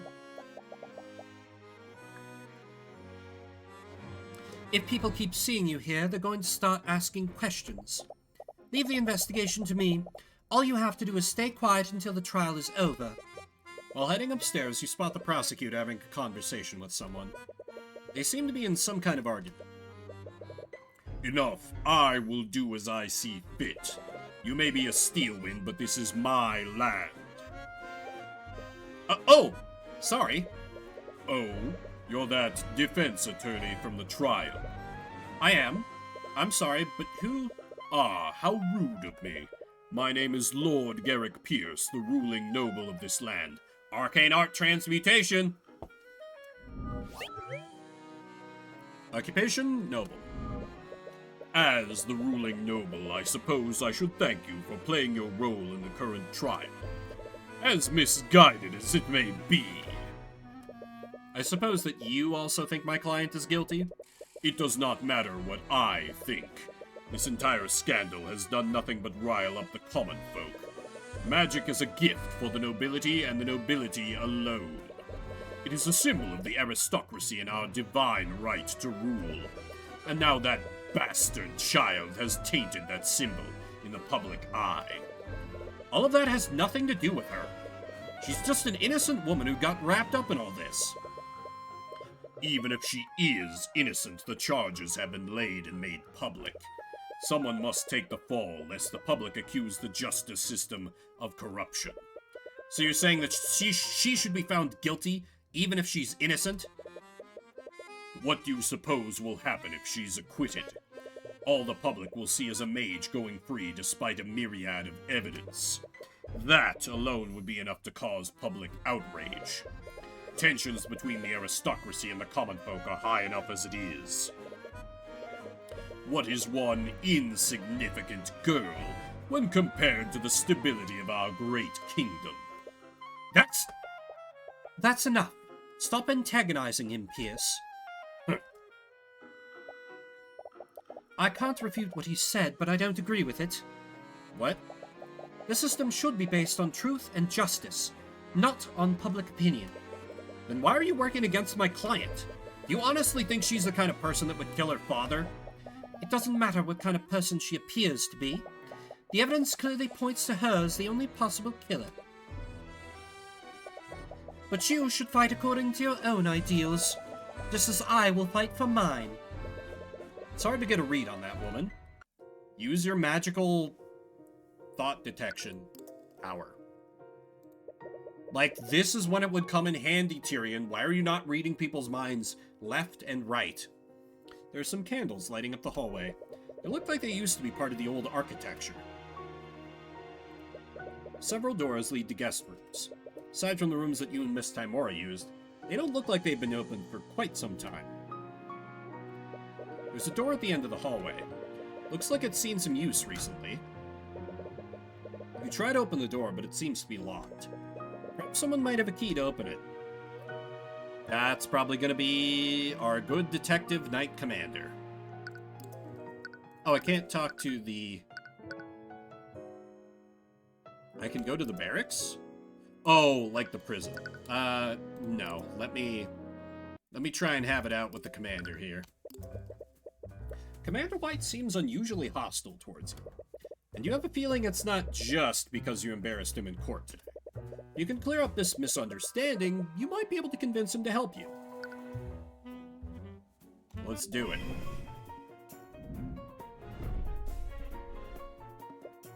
Alright, I'm just gonna come out and say it. Do you have a problem with me, Commander White? Commander White is stubborn and stuck in his ways. He seems to have a grudge against Ruby Timora and will react negatively if you try to defend her. However, he will respect you if you defend yourself against personal attacks. Okay. You should know exactly what my problem is with you. I saw who you work for. Do I have to spell it out for you? Ruby Timora is a crooked lawyer. Or does your boss not tell you what she gets up to? Arguments are not always fought using hard evidence. Sometimes you need to elocute to convince your opponent that their claim is wrong. When prompted for an elocution, choose from one of 3 possible responses. Okay.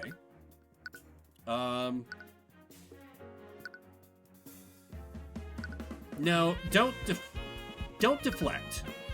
I think the fair trial with fair representation is going to be the best move here. Well, then again, deflect kind of redirects it more to me. I'm the one heading this case. Yeah. Regardless of what Miss Timora has done, I'm the one heading this case. Whatever problems you have with her, they have nothing to do with me. And it still doesn't change the fact that you work for her. I've seen that woman do all kinds of shady shit in the cases I've worked. Forgery, bribery, blackmail, you name it. You're just another crook. I bet you're just the same. A successor for the devil of defense attorneys.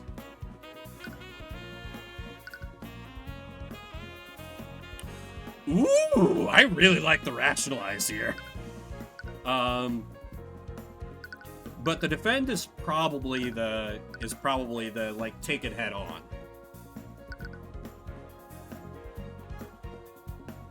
But I really like the rationalize. I want to get his ass here. Forgery, bribery, blackmail. Have you seen me do any of those things? Because all I've done so far is point out the mistakes that you've made. Look, kid, I'd like nothing more than to believe you. But after everything I've seen her do, I know better. I have no reason to trust you. Anyone taught by that woman can't be anything more than a crook.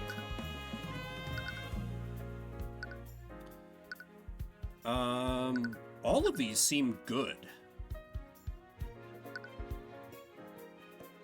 The no proof that she's a crook, and he can be like, nah, I've seen her do it a lot of times.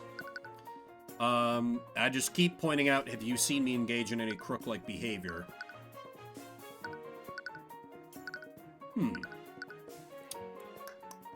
Defend is obviously wrong. I'm torn between deflect and rationalize here.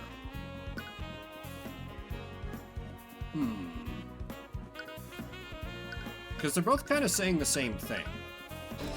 Her way of teaching me was ruthless, I'll give you that. But the only thing that she taught me is how to practice law. Have you seen me engage in any crook-like behavior? Argument 1. You just want some info, right? Yes, that's all I'm asking for. Alright, I'll answer your questions. Just don't make me regret this. You've successfully persuaded Orem White. Great. This probably goes without saying, but I don't believe that the sword is the murder weapon. Alright, I guess you have to prove that someone else put the sword there. Did the Inquisition find anything suspicious on the scene?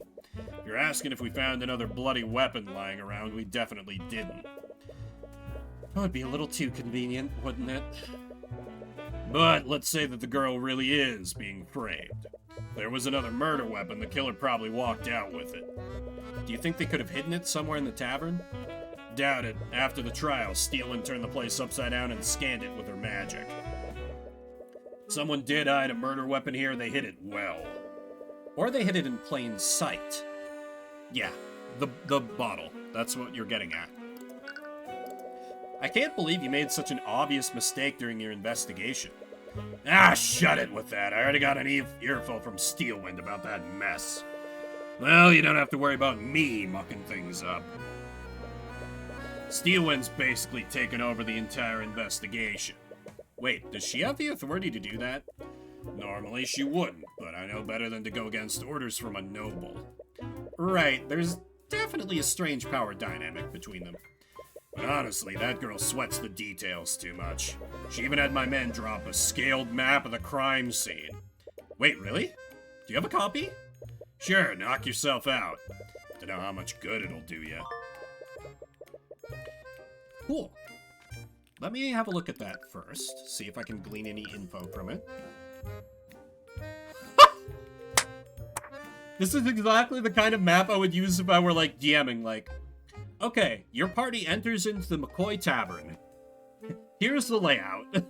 And I would have little minis for the, holy shit, this is... The dev absolutely used this in a D&D campaign. I would bet my fucking life on it. I love it. Anyway, nothing immediately useful there. I heard that this was Prosecutor Steelwind's first trial. She must be pretty talented if that's true. Pain in my ass, telling me to do my job? Renowned noble house, powerful is an understatement. She could nuke the city. Optimal efficiency, true. Hey, you okay? You got quiet all of a sudden. Alright, just focus. Close your eyes and let everything else disappear from the world. Hey, you listening? So there's no clear evidence pointing to another killer. There is, however, evidence pointing to a Flintheart moved before his death. What? What can we tell about how Flintheart died? There's no blood trail leading to or from the body. What does this imply about the location of Flintheart's death? Flintheart didn't move after the murder because there's no blood trail. No, there was no blood trail where Flintheart's body is. The lack of a blood trail tells us something important. Namely, where Flintheart was throughout the murder. Oh, didn't move during the murder? Didn't move during the murder? Oh. Flintheart died where he was attacked. He didn't move from his position at all. Yeah, I guess you're right. There's also the autopsy report, which says that he died from a stab from behind. He was probably caught off guard and was too incapacitated to move anywhere else. This means that the attack happened at the exact position he fell over. Okay, we have the location where he died now. That's what I was... Okay, so victim here. So then the culprit would have been somewhere in this area, presumably. There's also the shadowed bottle of lotus juice. I doubt it means anything, but the shattered bottle is right next to the body. Flintheart dropped the bottle during the attack? Flintheart dropped the bottle when he was attacked. From that, we can infer he was holding it the moment before he was attacked. What's so strange about one bottle, though? It may seem like an insignificant detail, but that detail could help me infer other elements of what happened during the murder. Right. There's also the fact that the artificery lights were out. Were these candles here when you arrived at the crime scene, Orin? No, we had to light some so we could see the crime scene properly. We thought it was weird, too. The girl and her father must have had their argument in pitch-black darkness. What can we infer about the state of the crime scene? So they didn't light any candles to make up for the broken lights. The crime scene had no lighting during the murder. The crime scene had no lighting during the murder. The argument that Celeste had with Flintheart must have been spontaneous. They weren't planning to have a conversation in this room. In this darkness, Flintheart wouldn't have a lot of visibility. If he was stabbed from behind, he probably didn't see it coming. He was clearly surprised and was probably in too much shock to run away. Tyrion, should you really be reasoning out this much about the case in front of, you know, the lead detective? Well, kind of the lead detective. Like, he's just be like, hey, so, that stupid defense attorney just kind of talked out loud in front of me. Here's everything you need to know about where his thoughts are going, Arya. And she'll be like, oh, thank you so much. Also, the bottle may seem insignificant, but he was holding it when he was attacked. Maybe he was pouring a drink for himself, or maybe it was for a visitor. So that's my client stabbed the victim. Wait, forget I said that. Yeah, I just wanted some point to get the, like, the make some noise like, is my client a perfect man? No. I killed him, yeah. Either way, the assailant must have been unseen by Flintheart. Kid? Or the assailant attacked him from his blind spot while his back was turned. Why would his back be turned, though? Was he distracted by something? Kid? What? What was that all about? Sorry, sometimes I just get lost in my own thoughts. Yeah, well, cut it out. You're freaking me out. Right. Anyways, you think you found everything you can here. You should move somewhere else. Alright, will they let me talk to my client now? You return to the cell that Celeste is being kept in. The ambient despair in the air fills your mind like a horrendous stench. You do your best to ignore the emotions of the other prisoners. You haven't had much practice blocking out this many people. Don't you live in the big city? Shouldn't this be a constant hazard for you, Tyrion? As you arrive, you see Celeste huddled down in a corner. As soon as she sees you, her dour mood seems to lift, if only for a moment. Oh, hi, Mr. Cuthbert. There's no need to address me so formally. Just call me Tyrion. Okay. Anyways, I came here to ask you some questions about the case. Right.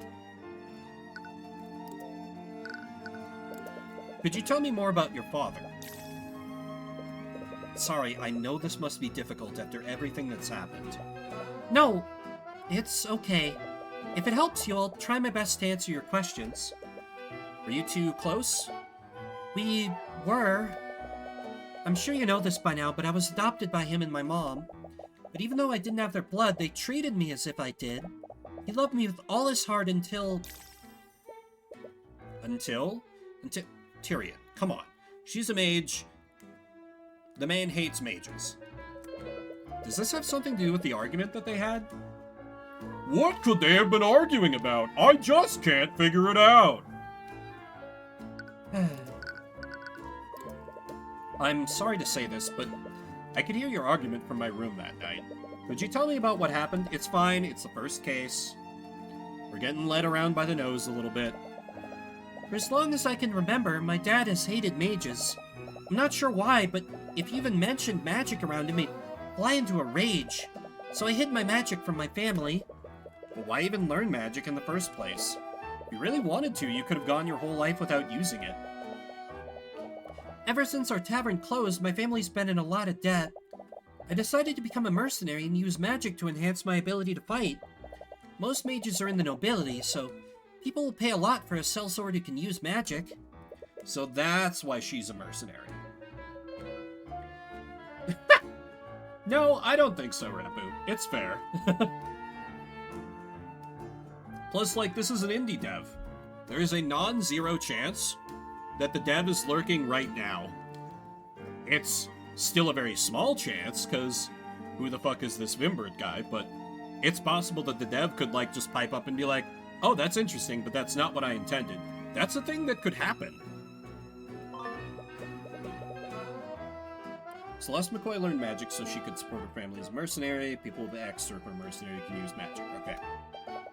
But I know now, learning magic was the biggest mistake I've ever made. On that night, my dad found my spell compendium. When he confronted me about it, I finally came clean to him.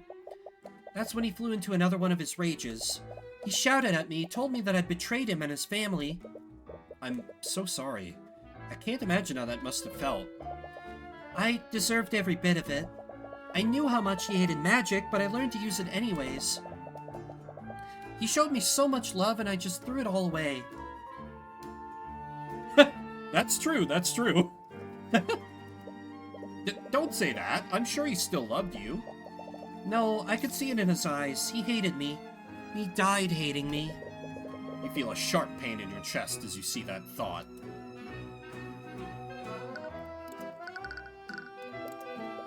So there's a locked room in the tavern. It's at the very end of the hallway upstairs. The Inquisition probably searched it already, but I just wanted to investigate it to make sure. A locked room at the end of the hallway? I think that's my room. Do you know how I could get in there? It's the only room in the tavern that I haven't investigated. You feel a suspicious gaze from Celeste. What's that look for? I'm your lawyer. I'm not gonna do anything weird. Sorry, you're right. Here, you can use this key to get inside. For some reason, I still have it even though I'm in fucking prison. Also, let me give you this sword, this backup sword that I have. It's the one I actually had on me that night. They let me keep it even though I'm in prison.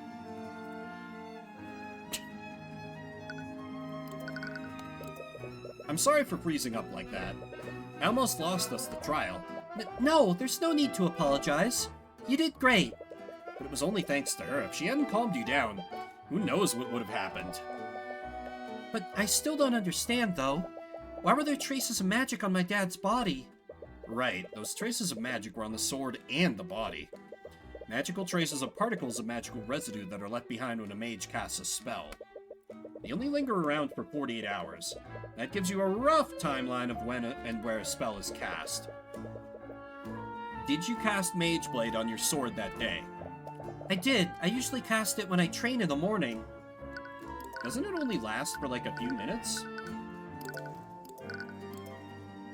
Oh, but traces linger for 48 hours. Never mind, that makes sense. That explains why there was a trace on the sword, at least. Did the trace on my sword leave the magical trace on my dad's body? No, magical traces can't be moved around physically. For a spell to leave a trace, it has to be active when physical contact is made. Okay, thank you for the exposition, Tyrion. Really? What does that mean, then? Whatever killed your father had a transmutation spell active on it at the time. The magical trace on your sword was just an unlucky coincidence. I can't believe this. Tell me about your sword. This is a pretty strange sword. I've never seen anything like it. Do you like it? It's a souvenir I got while I was traveling the Eastern Kingdoms. Wait, you've been to the Eastern Kingdoms? I thought Wyverngard has a strict policy preventing people from crossing the border. Well, I didn't exactly enter legally. You quickly glance at the guard in the cell. He doesn't seem to be listening. Please don't make a habit of telling people that. You're in enough trouble as it is. You don't confess to additional crimes when you're in prison. Oh, that's a very cute expression. I love that. Very Maya Favre. Yeah. Do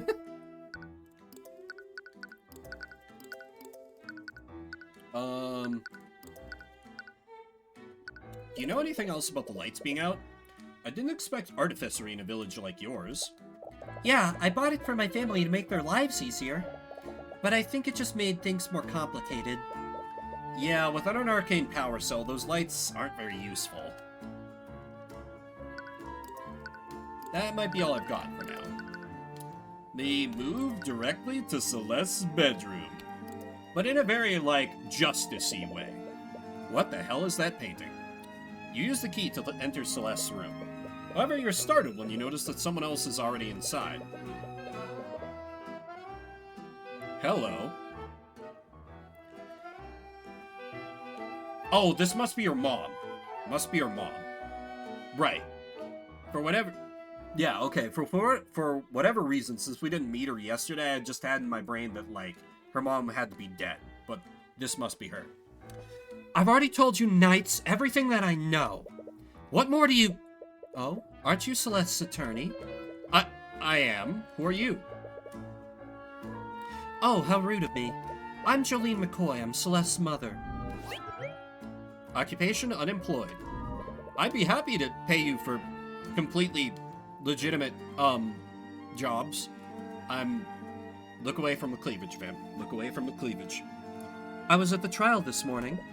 I can't thank you enough for everything that you've done for my daughter. So this is Celeste's mother. She might be able to tell you more about Flinart. About that, do you mind if I ask you some questions for my investigation? Of course, I'll do anything I can to help.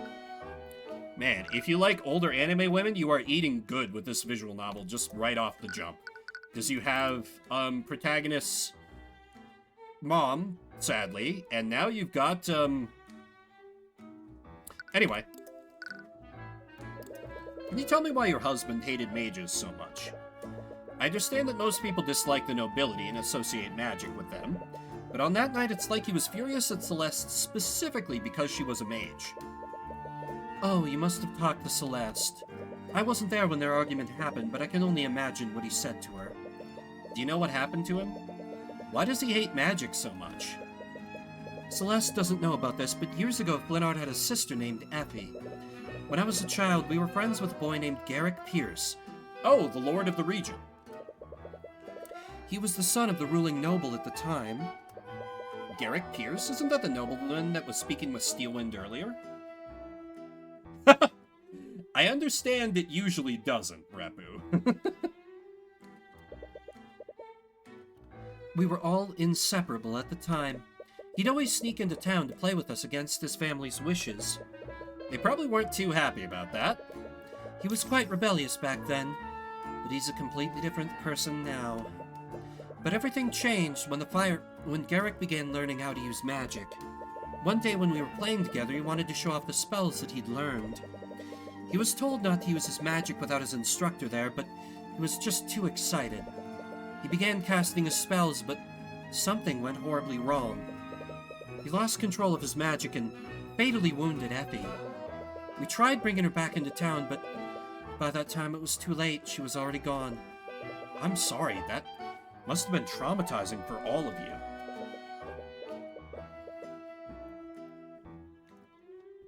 The next day, the Arcane Inquisition came to investigate what happened. House Pierce used their connections to cover up what happened. They even threatened Flinart's family into keeping quiet. After that, the official story was that Effie had been mauled by a wolf. It's not surprising. The nobility seldom take responsibility for their actions, even for a mistake like that. Flinart's sister's been added to your notes. Something changed in Flinart after that.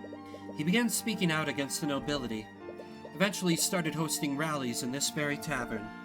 Each night, more and more people began listening to his words and joining his cause. The number of people that he'd gotten under his banner was terrifying. There was even talk of an outright revolution against the kingdom. That might explain why someone would go out of their way to kill him. I knew how much danger he was putting himself in. But no matter how hard I tried, I couldn't convince him to stop. His attitude didn't even begin to change until we adopted Celeste. Can you tell me more about Celeste? How did she become part of your family? It all happened many years ago, back when the McCoy Tavern was still open. Don't mind me, just gonna give my mouse cursor a comfy place to rest while we talk.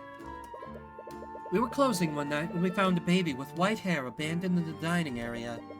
We waited weeks for her parents to come by, but no one ever came looking for her. And that baby was Celeste? Yes, Flintheart and I had always wanted a child. I thought that Celeste must have been a gift from the Scaled Lord. But one day I saw Celeste practicing her magic. I think that's when I realized that someone from the nobility must have abandoned her at our inn. I didn't care, though. I loved her all the same. I'm sure Flintheart did, too. Wait, you knew that she was a mage all this time? I did. You haven't known her very long, but she's a terrible liar. Flintheart must have noticed, too, but I think that he didn't want to believe it. It's my fault. I should have forced him to see the truth.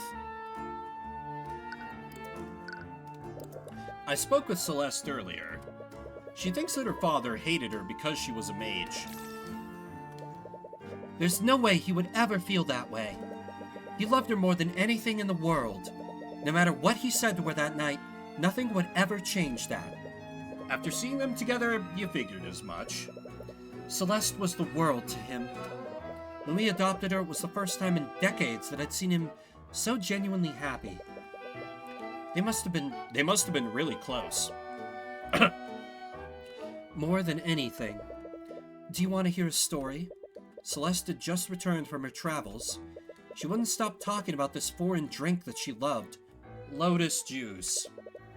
I think it was called lotus juice or something strange like that. Oh. So he was trying to use that to, like, make up with her when she came back. Oh. Man. Well, Flintheart did everything he could to have it shipped here. He called in a bunch of favors with some of his revolutionary friends. But in the end, he was only able to get a single bottle of it. Is it really that rare? Yes, I wouldn't be surprised if it were the only bottle of lotus juice in the region. Wait a minute, lotus juice? Is this the bottle that Flintheart bought? You show her a picture of the shattered bottle that you found next to Flintheart's body. It is! Oh no, he was going to surprise her with it. I found the broken pieces next to Flintheart's... Well, I found them in the dining area. That's strange. He'd been keeping it in our room so she wouldn't find it. Really? When was the last time you saw it?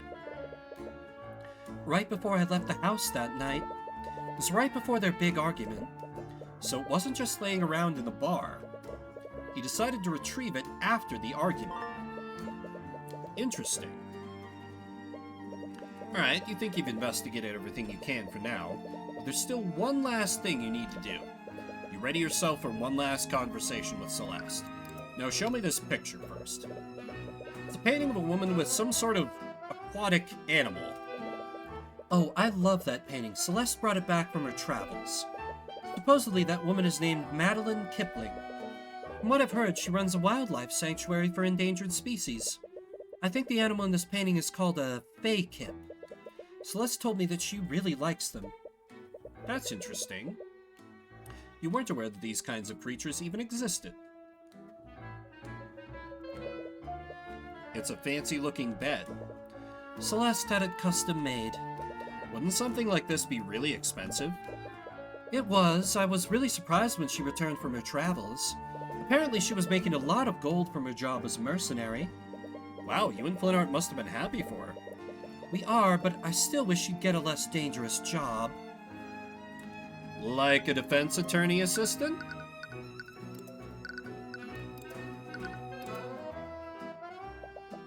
Oh, you're back.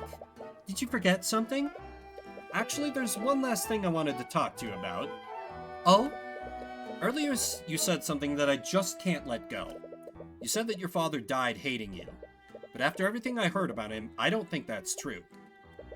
Your father loved you, Celeste, even in his final moments. You desperately want to reach her. If she keeps believing that he hated her, that thought will eat away at her for the rest of her life. You know that better than anyone. Oh? Tyrion? Tyrion? What's up? He's just lying to make me feel better. But it looks like it won't be that simple. You'll need to win an argument against her if you want her to see the truth. But before I do that, I've been talking a lot, so I need to re-up my water and my voice needs a little bit of a break. So I'm gonna BRB, and we'll have more Arcane Attorney shenanigans once I return. Hope you'll stick with me.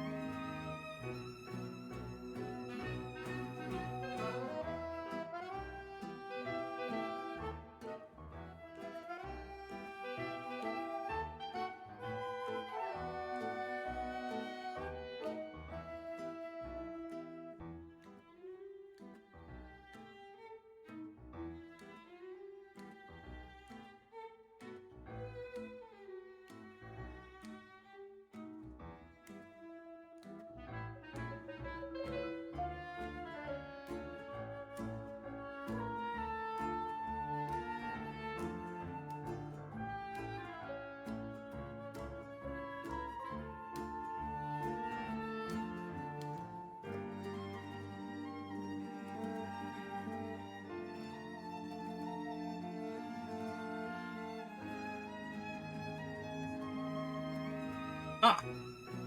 Thank you for dropping by once again, Drunk. Hope you have a good day at work. I return with a little slice of bread I sliced off from the loaf of bread I baked this morning. Well, my bread maker baked for me this morning, but details, you know. Whole wheat with fennel seeds baked right in, because I'm starting to get a little hungry, but not hungry enough to, like, eat lunch on stream yet.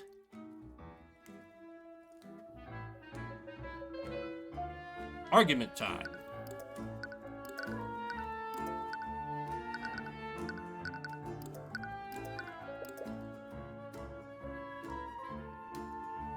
Mage Blade.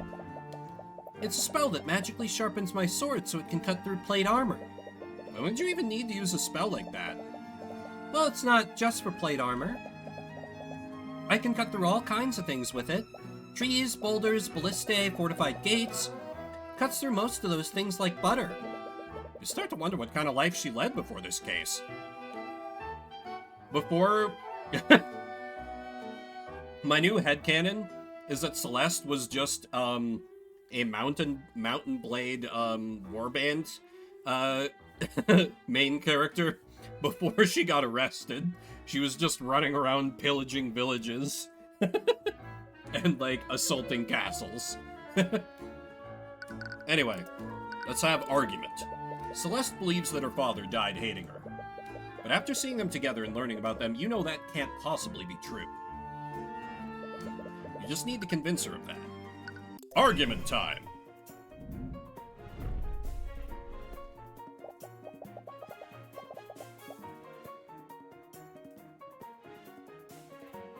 Took a bigger bite than I should have, sorry.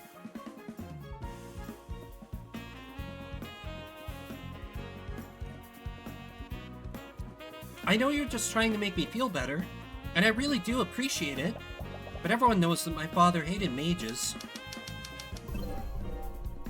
He's always hated magic, there's no reason behind it. Objecto. I don't know if it's my place to say this, but there's a reason why your father hated magic so much. What? When Flinart was a child, he had a sister. She was tragically killed by a mage decades ago. That's why he had such an immense hatred for magic. I never knew. But that doesn't change anything. That's all. That's all the more reason for him to have hated me. It was selfish of me to learn magic. I knew how much he hated magic, but I still learned to use it anyways. Magic killed someone that he loved. No wonder he was furious. Honestly, Celeste's situation kind of reads as, like, queer-coded a bit. Like, she kind of got, like, outed as being a mage, and her dad got mad about it. Just saying.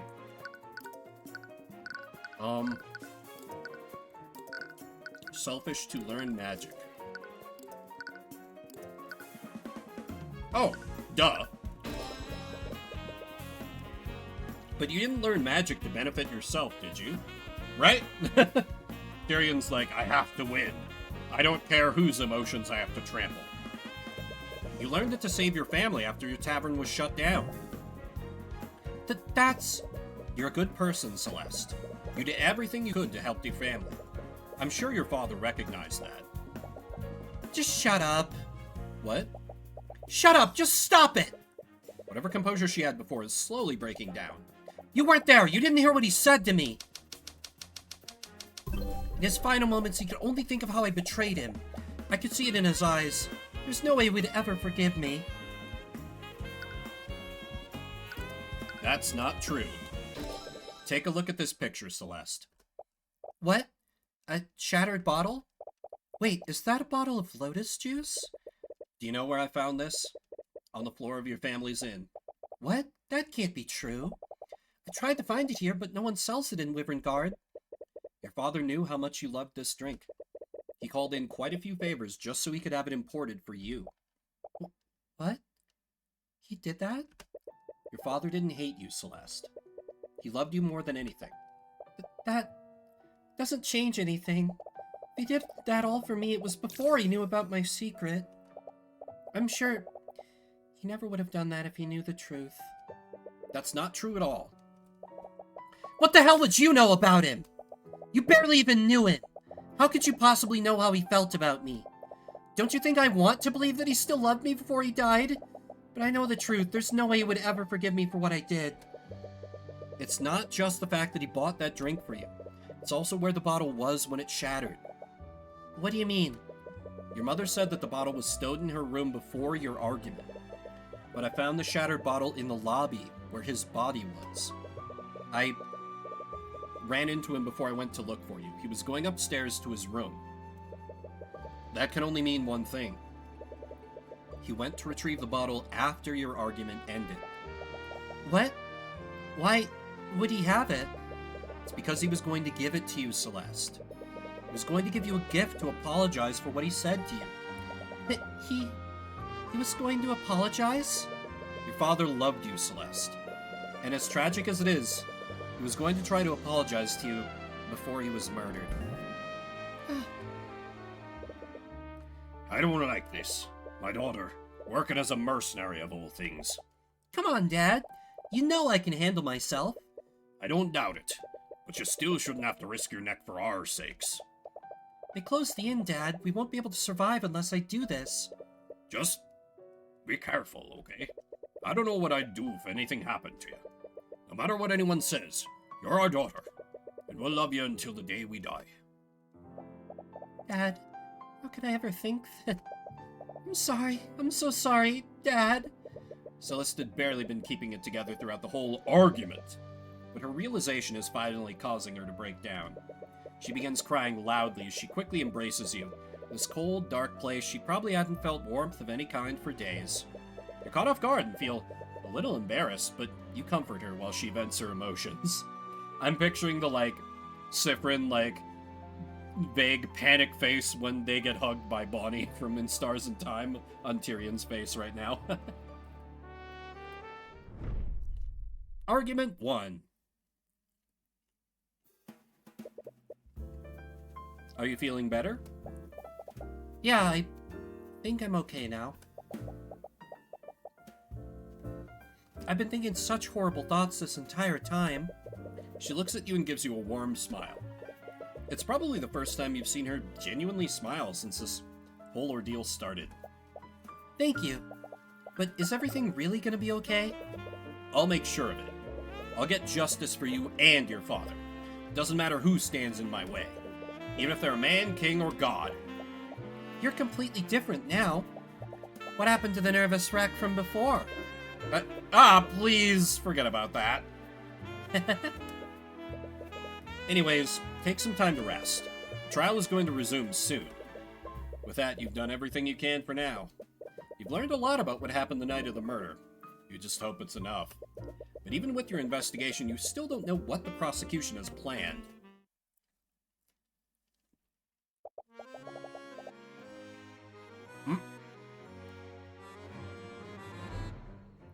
I thought it would go to save screen. We're still voicing. Oh god.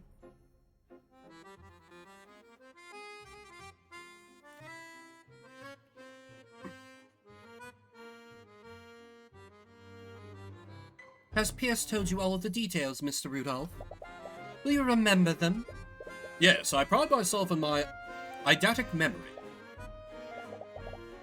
Just so there are no misunderstandings, I do not approve of this. You said it yourself, Lady Steelwind. There's no possible way that I could have done the deed. It has to be the bastard child. We don't know what sort of tricks Ruby Tymora might pull tomorrow. Just see this as a way of securing a just verdict. This is nice. My prosecution rival is not an Edgeworth who's just like, I don't care what I have to do to get a guilty verdict, so long as I get a verdict. She's got a conscience from the jump. It's nice. Might be able to become friendly with her before too long. Alright, it's time. Hello, Cuthbert. Sorry, I'm munching on some bread I bought outside.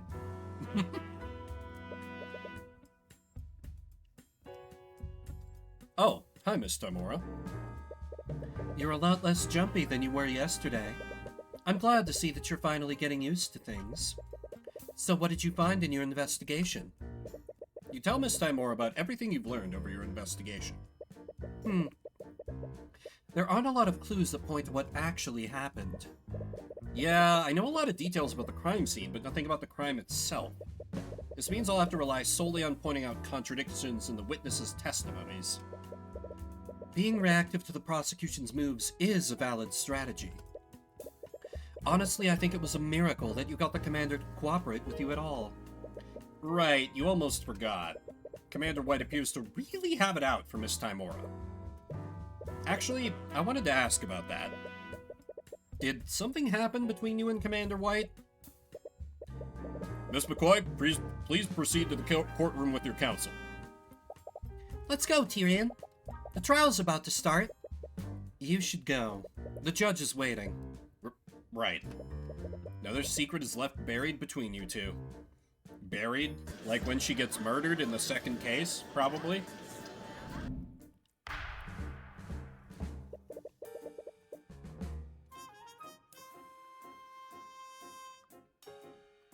I need to pick better streamed snacks. Court is now resumed for the trial of Celeste McCoy. Let us review the proceedings from yesterday. Yesterday, the defense presented some shocking oversights made during the investigation. Yes, I personally saw to it that the investigation was conducted properly this time. I see.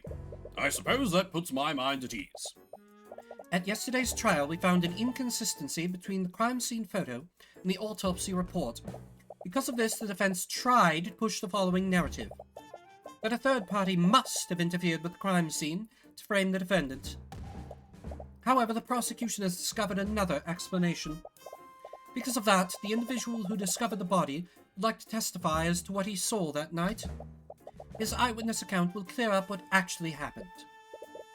Interesting. It was my understanding that the individual in question wanted to remain anonymous. Supposedly, this witness was within the gallery of the trial yesterday. After yesterday's proceedings, he felt that he couldn't stay silent any longer. So that's her plan. But why would the witness change his mind like that? Ooh, cinnamony coffee. Nice. The magic of law is treating me pretty well. There are many fine-looking anime ladies, and our protagonist is all right. This is a good Ace Attorney ripoff. And I mean that in the kindest possible way of it being a ripoff. Did Steelwind persuade him? Or is something else happening here? Very well. Let's hear from this witness. Ah yes, famously reliable eyewitness testimony, which is never mistaken or wrong. Witness, please state your name and occupation for the court. My name is Rhys Reginald Rudolph. I'm a chauffeur of the equine variety. Occupation, servant. Status, dapper. I'm terribly sorry, but I'm unfamiliar with that profession. He means to say that he's a carriage driver. Oh, I see. But in any case, it is my understanding that you found the body. Am I correct, Mr. Rudolph? Rudolph appears to be writing something in a notebook. He writes with incredible speed. His pen only touches the paper for maybe a second before he's filled an entire page. Mr. Rudolph? Forgive me. I was merely taking notes on the people in this room. Taking notes? The witness has a certain compulsion to keep a record of every event that he witnesses. I see. Oh, how goddamned convenient. Then I assume we will receive an accurate testimony of how you found the body. Actually, I witnessed much more than that. I saw the crime as it was being committed, and I wrote down everything that I saw. What? That is quite the claim. If that's true, why did you choose to remain silent until now? We had initially concluded that the evidence alone was decisive enough. Therefore, we saw no need at the time for his testimony. However, those circumstances clearly changed during yesterday's trial. There's no way the prosecution wouldn't leverage eyewitness testimony from the start. Something else is happening here. Very well. Mr. Rudolph, please testify to the court about what you saw that night.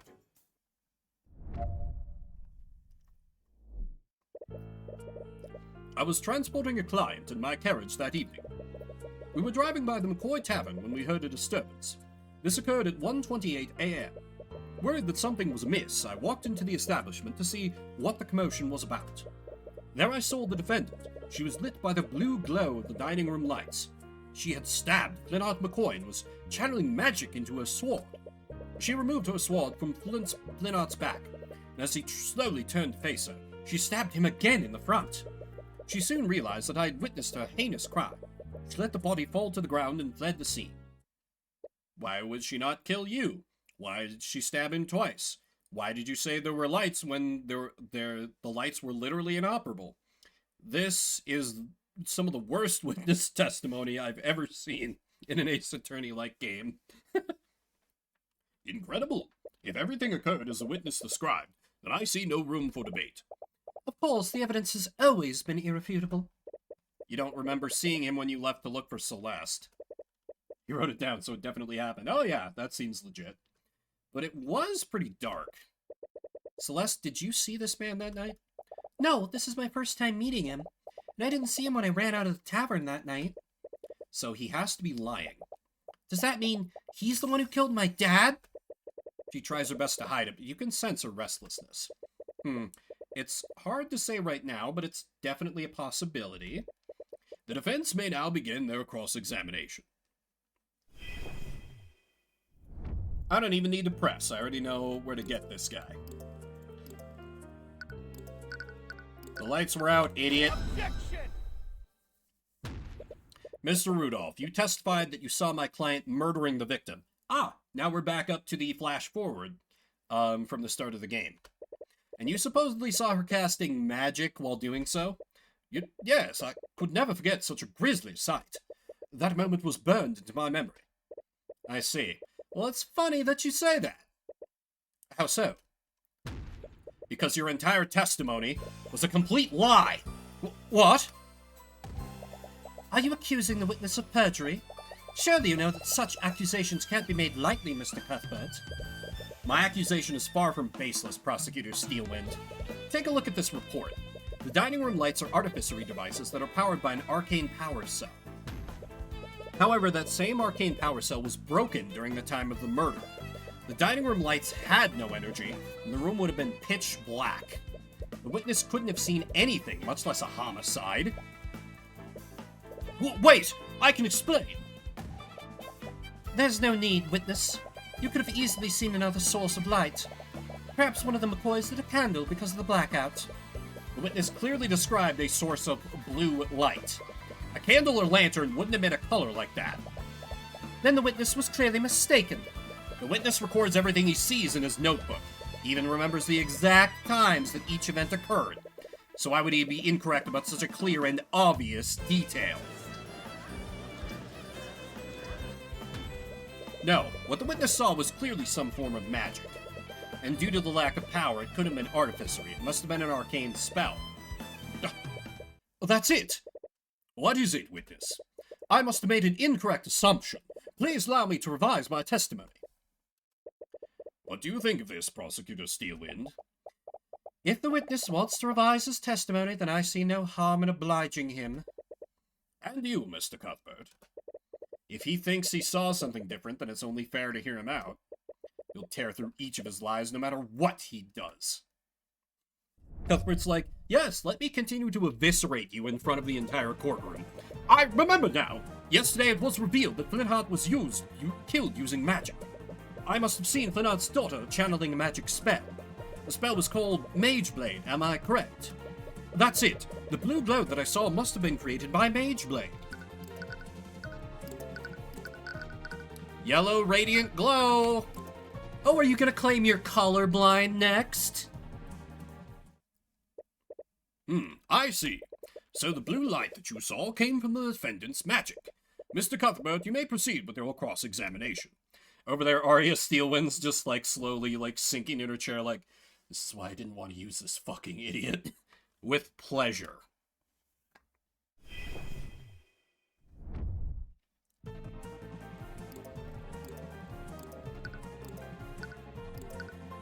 This guy does suck. Objection! Mr. Rudolph, You don't know much about magic, do you? of course not. Are you trying to say that I should have recognized Celeste's Mage Blade? No, I admit that you probably wouldn't know about Mage Blade, but that's exactly where your mistake was. What? My mistake?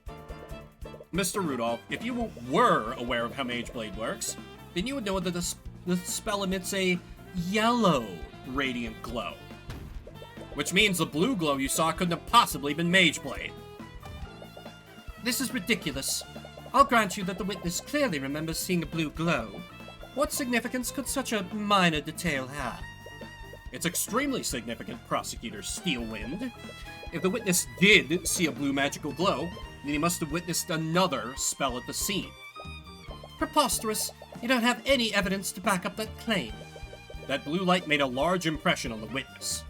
He wrote it down in his notebook, and he specifically mentioned the color. Oh no, the spelling. Oh no, I'm playing a British visual novel. Ugh. Ugh. Well, could be Canadian. They use the OU spelling too, right? There's no way he would be mistaken about something like that. So what did you really see, Mr. Rudolph? Did you see my client at the scene casting a spell that she couldn't possibly cast? Or did you see another mage at the scene? Well... Your Honor, the defense has no right to accuse the witness like this. Let me remind you that perjury is a crime, Mr. Rudolph. You are found to have lied in your testimony, you will be prosecuted. No, wait, please! Now that is quite enough of that. Garrick Pierce suddenly steps down from the gallery and walks to the witness stand. Hello, I'm a noble. I'm just going to make this a complete farce. He's breaking every possible rule in the book, but no one in the room moves to stop him. The bailiff looks to the judge nervously, but the judge just narrows his eyes and carefully watches Pierce. Pierce, meanwhile, shoves the still flustered Rudolph off of the stand and begins addressing the courtroom. What is he even doing here? I will not stand by while you harass my servant. Pierce, we discussed this. There is no need for you to take the stand. And what, pray tell, did they discuss? Nonsense, I have nothing to hide. And if you had done your job properly, I wouldn't have needed to intervene. For the first time, Steelwind doesn't seem to have control of the situation. I really like her angry face. I'm gonna let it linger on that for a minute while I take my last bite of bread.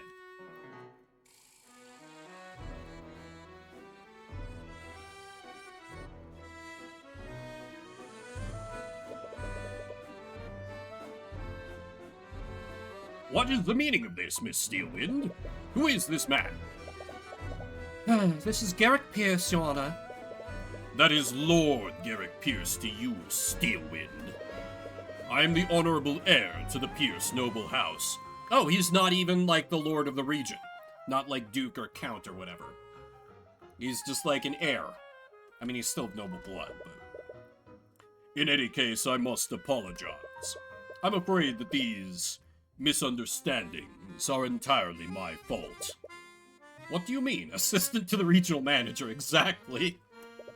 You see, Rudolph wasn't the one who witnessed the crime that fateful night. It was me. I was the one who witnessed the crime. I had my driver report the body so that I could remain anonymous. What? Are you saying that you had Rudolph lie for you?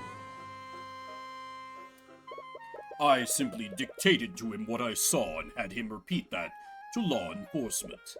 It simply wouldn't do for a member of the nobility to appear publicly in court. So what do you call this? Lord Pierce, regardless of your intentions, this is a very clear act of perjury.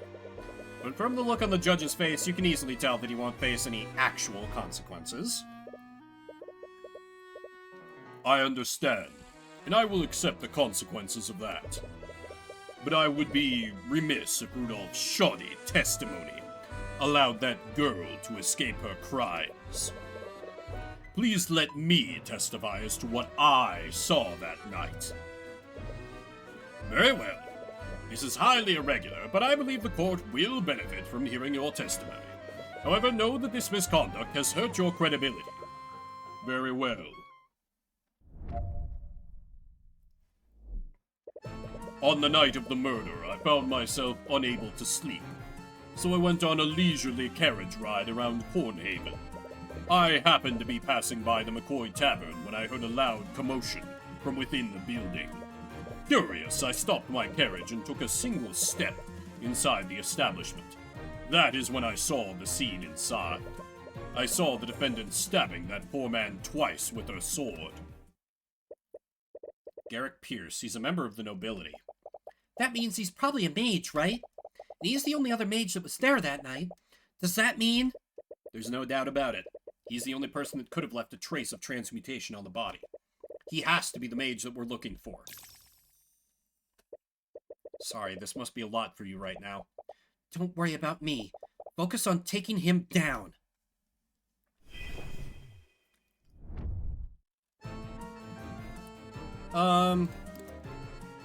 There's a lot of coincidence, but I don't think I'll get much of anywhere pressing that. If he was at the tavern entrance, then that would mean he was here. Okay. You saw the entire scene from the tavern entrance.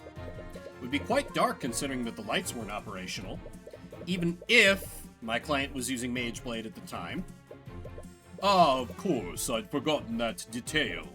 I couldn't see what was happening, so I used my magic to illuminate the scene. You used magic at the crime scene? Yes, I remember it clearly. I conjured a blue light to illuminate the scene. That same blue light must have been what my driver saw.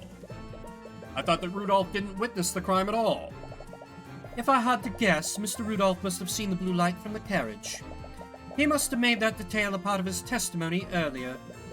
That actually makes a lot of sense now that you think about it. Rudolph was so sure that he saw a blue light, it would be strange if he was lying about that. But anyways, which spell did you use to illuminate the crime scene? It was the Conjure Light spell. Luxo, gesture, none, duration 1 hour, concentration yes. Illumination up to 15 feet of the caster and no further. Show me that map again. Not that. 15 feet, that wouldn't reach far enough. You wouldn't be able to see shit from the entrance. Got your ass already. Your Honor, if the witness used magic at the crime scene, then I'd like for his spell compendium to be added to the court record. I see no reason to invade the witness's privacy over a trivial illumination spell. I agree. The defense would need a stronger reason to requisition the witness's spell compendium. Right you are, Your Honor. Your wisdom is truly fitting of your station. Oh, shut up. Okay, Objection! Lord Pierce, you said that you illuminated the scene from the tavern entrance, and you only took a single step into the building. Of course. I remember it very clearly. I stood only at the entrance. In that case, I'd like for you to take a look at the map of the tavern. If we take a look at this map, that would place you right here where the W is. Am I correct? Of course, I was. I do not know what you wish to achieve by having me repeat that fact. Well, I find it interesting that you illuminated the crime scene from all the way back there, considering that Conjure Light only illuminates an area within 15 feet. What? The spell's range is irrelevant. We've already established that the victim would have been illuminated by Mage Blade. During his testimony, Lord Pierce clearly stated that he couldn't see what was happening. That's why he cast Conjure Light in the first place. However, Conjure Light doesn't work like a normal source of light. It only provides illumination up to 15 feet of the caster and no further. If he had stayed at the entrance, his spell wouldn't have done anything to help illuminate the scene. But what does this mean? Lord Pierce, did you illuminate the crime scene or not? Well, I can answer that question for you, Your Honor. Lord Pierce did illuminate the scene of the crime. He illuminated it because he was standing right where it happened. Mr. Cuthbert, are you trying to say that Lord Pierce was that close to where the murder occurred? How would that be possible? Well, there's only one way this scenario would make sense, Your Honor. That would be if Garrick Pierce was the one who murdered Flintheart McCoy. Hold on for a moment. This is absurd. I could have easily used a different spell to illuminate the room. And which spell would that be, Pierce? The name escapes me. I'm not sure which one it was now that I think about it. You idiot! Well, maybe we can figure it out together, when you relinquish your spell compendium to the court. What? This is a clear violation of my privacy. Steelwind, why aren't you objecting to this? If you had listened to my instructions, you wouldn't be in this situation. You've made your bed, now lie in it. Steelwind, you treacherous! I like that Steelwind is like, no, this guy sucks. I will let you bully the hell out of him. That's enough. It appears that the prosecution has no objections. With everything that has occurred, I must ask that Lord Pierce relinquish his spell compendium to the court. Prestidigitation, Conjure Light, Conjure Water, Frost Wave, and Shape Liquid. Interesting. Prestidigitation. Just snap of the fingers. Harmless visual effect around their hand. Does take concentration. Conjure water. Okay, that doesn't matter. Frost wave. Transmutation. Outreach, stretch both hands. Instant. Blast of extremely cold air. Liquid state will be immediately frozen. Organic life will immediately enter stages of hypothermia. That could be a... No, it's not what he used here, though. Shape liquid. Put index finger. While concentrating on this spell, the caster can magically manipulate up to 10 liters of liquid and form it into complex shapes.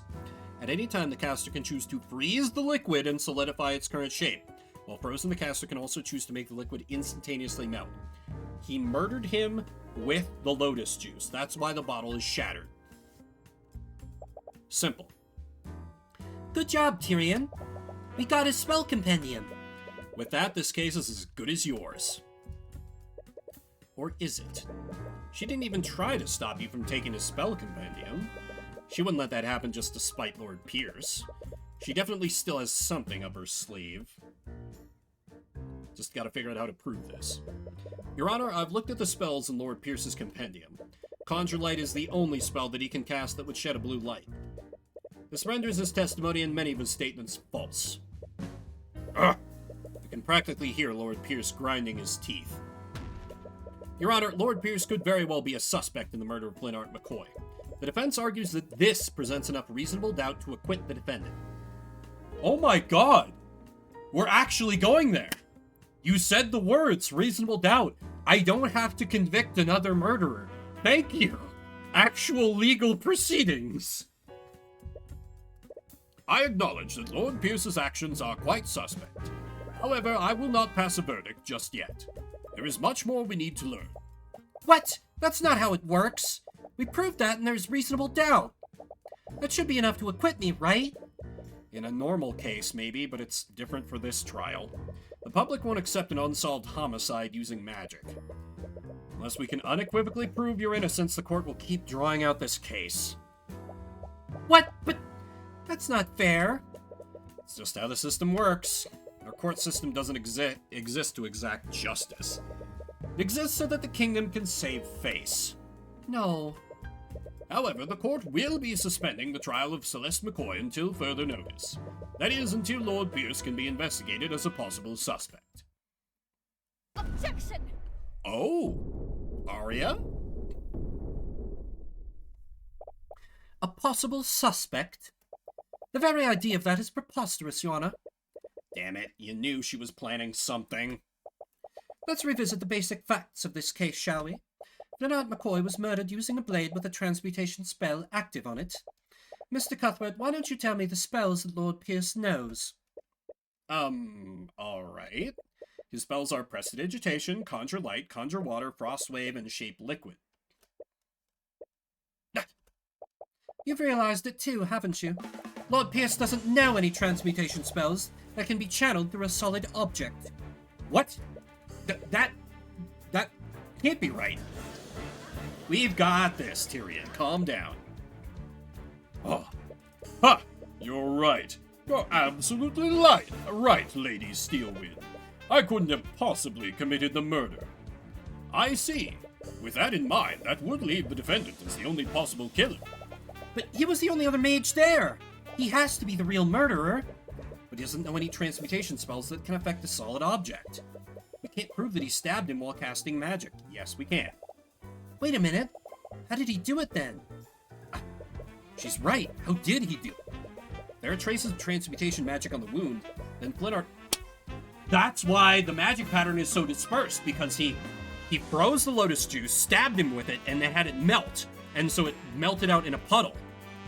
I've got this. I've got this unlocked. We'll get him in one.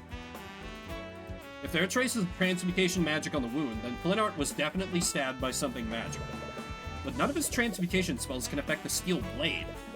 Does that mean he used something else? It sure did. The defense did cast some doubt on this witness's testimony. Nevertheless, I must conclude that he could not possibly have committed the murder. With that in mind... Please, wait, Your Honor. We still can't conclude that Lord Pierce couldn't have committed the crime. What are you on about? Lady Steelwind said it herself, you commoner. I don't know any spells that can be channeled through a metal blade. He's right, which can only mean one thing. You didn't use a metal blade, did you? What nonsense is this? The autopsy report clearly states the wound was created by a blade. If he didn't channel magic through a blade, how could he have possibly committed the crime? Yes, your claim seems quite contrary to the facts thus far, Mr. Cuthbert. Which spell did Lord Pierce use to commit murder? Which spell could Lord Pierce have possibly used to kill the victim? Shape liquid! You see, Your Honor, Garrick Pierce didn't kill the victim using a sword. He killed him using an object shaped exactly like a sword. What? I'm afraid I don't quite understand, Mr. Cuthbert. I'd like for the court to take a look at Lord Pierce's spell compendium. Garrick Pierce knows a seemingly insignificant spell called Shape Liquid. With it, he can control a body of water and shape it into any complex shape he wants. Then he can freeze that liquid, maintaining its current shape. A shape like a sword. What? No! Is it possible that he... What do you have to say for yourself, Lord Pierce? Oh my god, Lord Pierce? He pierced him through the... Oh my god, they're even doing the Ace Attorney puns. Damn it. I didn't even think of that. What do I have to say? Pierce's breathing becomes more frantic. He's clearly not used to being put in a corner like this. You can see his stress and frustration emanating through the eye of Horus. You have it now. Time for the finishing blow. Ooh, argument in court. Okay. I'll tell you exactly what I have to say, you commoner. I'm not the one on trial here. We're here because that bastard child didn't know her place. She's just a peasant, yet she still learned the arcane arts. And look what happened. I saw the murder. I witnessed everything. That girl used our holy arts to murder her father in a fit of rage. I saw the murder. I witnessed everything? What do I use to object to this? I mean, I could object using the map, pointing out that, like, your account still doesn't make any goddamn sense. Also, wow, music, holy shit. And how, pray tell, did you see everything? If you recall, you testified that you only took a single step inside the inn, but you would have needed to be within 15 feet to see my client with conjured light. This again?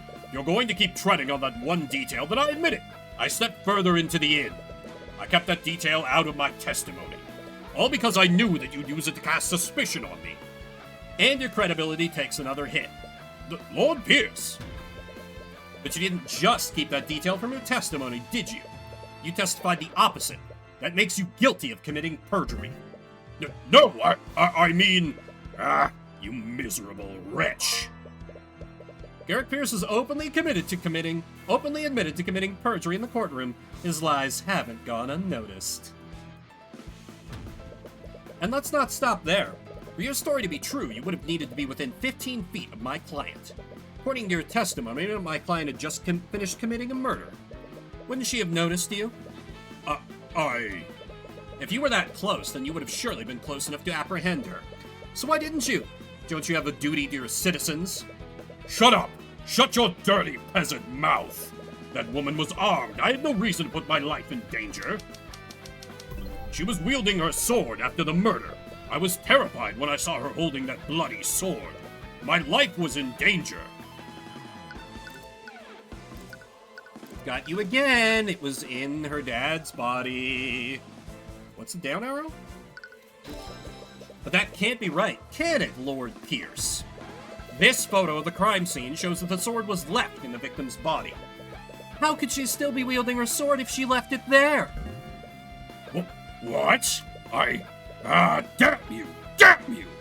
Tyrion is probably not supposed to be as catty as I'm voicing him, but I like him being a sassy bitch when he knows he's got someone by the balls. Steelwind? Why aren't you saying anything? What? Prosecutor Steelwind has lost her usual air of confidence. You find it strange, though. Even when you had the advantage, she always maintained her usual poise. Lord Pierce, please pull yourself together.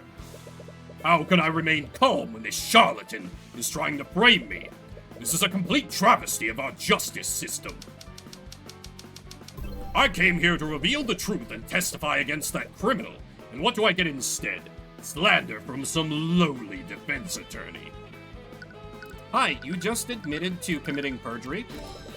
You talk about justice, but you've committed several acts of perjury to twist the outcome of this trial. You're clearly not acting in good faith. You don't care about justice. You just want to further your agenda. So admit it, Pierce. You created a makeshift sword using shape liquid. You used it to impale Flintheart. You shoved my client's sword into the wound while the remnants of the real murder weapon evaporated. It was a perfect crime, wasn't it?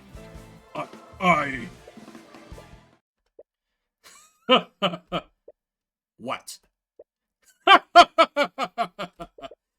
Lord Pierce, my apologies, Your Honor. It's just that I realized something absolutely hilarious. What? Has he finally lost his mind? The defense put forward an interesting theory, but there's one problem with it. And what's that? I think you said it yourself. You shoved their sword into the wound while the remnants of the real murder weapon evaporated. It was a perfect crime, wasn't it? You see, it would have been a perfect crime, because any evidence to support that theory would have evaporated with that frozen blade. What? Nope. The picture seals your fate. No! He's right. If he used an ice blade to kill Flintheart, it would have evaporated by now. And that means there would be nothing left of the murder weapon. You've spun quite the tale here today, but in the end you don't have a shred of evidence to support it, do you? You have nothing on me. Isn't there anything we can do? you become quiet. Tyrion? Why isn't he saying anything? Is it really hopeless? But all it takes is one look at the expression on your face. Any worries she had instantly disappear, because she realizes the expression on your face is the same expression you made every time you defeated her. What is this? You can glare at me all you want. Won't change the fact that you've lost. I despise people like you. You twist the system to serve your own ends. You trample on the lives of innocent people. But as long as I'm here, I will never let that happen again. Naught can remain concealed. Empowered I. What did I just do? Your head feels like it's about to burst. The pain is unbearable and overwhelming. But at the same time, you feel an extreme sense of clarity. As if you can see more than you could before.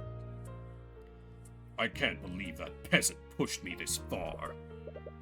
Once again, you see Pierce's thoughts through the eye of Horus. But the sensation feels different from how it usually is. It's more intense and potent this time. It's almost as if you can do more than just read his surface-level thoughts. You've activated the Empowered Eye. With it, you'll be able to do more than see the witness's thoughts. You'll also be able to affect what they think about? Project? I get to inception him into confessing? Project items into Pierce's mind to evoke thoughts from him. You'll want to project items that might make him think about the murder. Evoking the right thoughts will raise your insight. Once the insight gauge is filled, you'll have everything you need to implicate him. Oh. Well, obviously, we start with projecting the bottle of lotus juice. Why am I thinking of such a thing? That piece of evidence didn't evoke any... Bullshit. That's literally where the murder weapon came from. After all the trouble I went to, I can't believe that lawyer figured out the spell I used. Well, no matter. It's not as if there's any evidence to prove that I used it. I'm lucky that old fool had that bottle of water with him. Water from a bottle? Yeah, come on. Keep up, Tyrion. We already know this. Wait, a bottle? Well then, As riveting as this has been, I believe it's time for me to take my leave. Now wait a minute, Pierce. What is it now, you wretch? I'll say it as many times as you need to hear. There is no evidence of a liquefied weapon at the crime scene. You're right, Pierce. If you did use shaped liquid on a body of water, the murder weapon would have evaporated entirely. Ah, it seems you've finally gotten that fact through your thick head. Bravo. But let's not get ahead of ourselves, Pierce. What if you didn't use shaped liquid on a body of water? What if it was another type of liquid? What are you going on about? Pierce, shaped liquid doesn't just work on water. It works on all kinds of liquids. This shattered bottle contained the liquid that you cast your spell on, didn't it? You show him the picture of the shattered bottle of lotus juice. That bottle. Pierce, I found the shattered bottle on the ground near the victim's body. I wonder what caused it to shatter. You must have decided to use any liquid you could find. Luckily for you, the victim was holding the perfect quantity of liquid in his hands. I wonder, Lord Pierce, if we had someone analyze the broken pieces of this bottle, would we find traces of transmutation magic? You little... That still proves nothing. So what if there are traces of magic on the shattered bottle? You still don't have a murder weapon. I wasn't finished, Pierce. What? You see, the liquid contained in this bottle wasn't water. It was soda. So, what difference does that make? A blade of ice made out of water would have evaporated entirely. But a blade made of ice made out of soda would leave a puddle of dried residue. No, it can't be. I'd wondered why there was such a circular trace of magic under the body. We checked the outline of that trace, I bet we find a dried puddle of soda residue. That would prove that you used your magic on that soda. There's your murder weapon, Pierce. And that's checkmate. Bailiff, tell Orym to analyze the crime scene at once. We must determine if this puddle of soda residue exists. The time window to find traces of magic is closing. So, we had our team search the crime scene for that soda puddle. I really can't believe it, but we found it. In fact, the outline of the dried soda lines up exactly with the outline of the trace of transmutation magic. We checked the broken bottle, too. There were traces of transmutation magic on it as well. There's no doubt about it. Someone used magic on that soda. I see. Thank you, Orym. Please escort Lord Pierce back to the stand. What do you have to say for yourself, Pierce? I also like the subtle disrespect that Tyrion has thrown this whole time by refusing to address him as Lord Pierce. What do you think you've accomplished here today? Do you honestly think you can indict me? I'm an aristocrat from the highest echelons of our society. That fool of a man was an insurgent. He was a threat to society, and I did my civic duty by removing him. Objection! Bailiff, please escort the witness to a holding cell. So, Steelwind? First-degree murder is punishable by execution, Lord Pierce. I suggest you remain silent, lest you incriminate yourself further. What? You can't be serious. Shut your insidious mouth! Well, what are you all waiting for? Take him away. Yes, take him away at once. So Steelwind is a reform-minded noble. That's good, otherwise that... he might have walked. I can't believe it. We actually won. Tyrion, That's all she can do to hold back her tears. You don't need to say anything. Your face says it all. Thank you. You've more than exceeded my expectations today. Miss Timora! I'll be honest. When I realized that the murder weapon evaporated, I thought that the case was shot. I can't believe you were able to turn that around. It was just luck. If he had used water, we would have been done for. It had nothing to do with luck. You were able to deduce which liquid he used. And you did it just by looking at a few shards of broken glass. Your skills of deduction never cease to amaze me. That's not exactly true. But with Celeste there, you can't tell her about your new ability. You all are quite lively. There's no need for such hostility, though I wouldn't expect any less from the Hound of the Eye Taker. Wait, what did she mean by that? You glance at Miss Timora, but when she meets your gaze, she immediately looks away. She looks like she's focusing, almost as if to protect herself from a certain eye. Ah. She's like, oh shit, he can't know about that, oh shit, he can't know about that, oh shit, he can't know about that.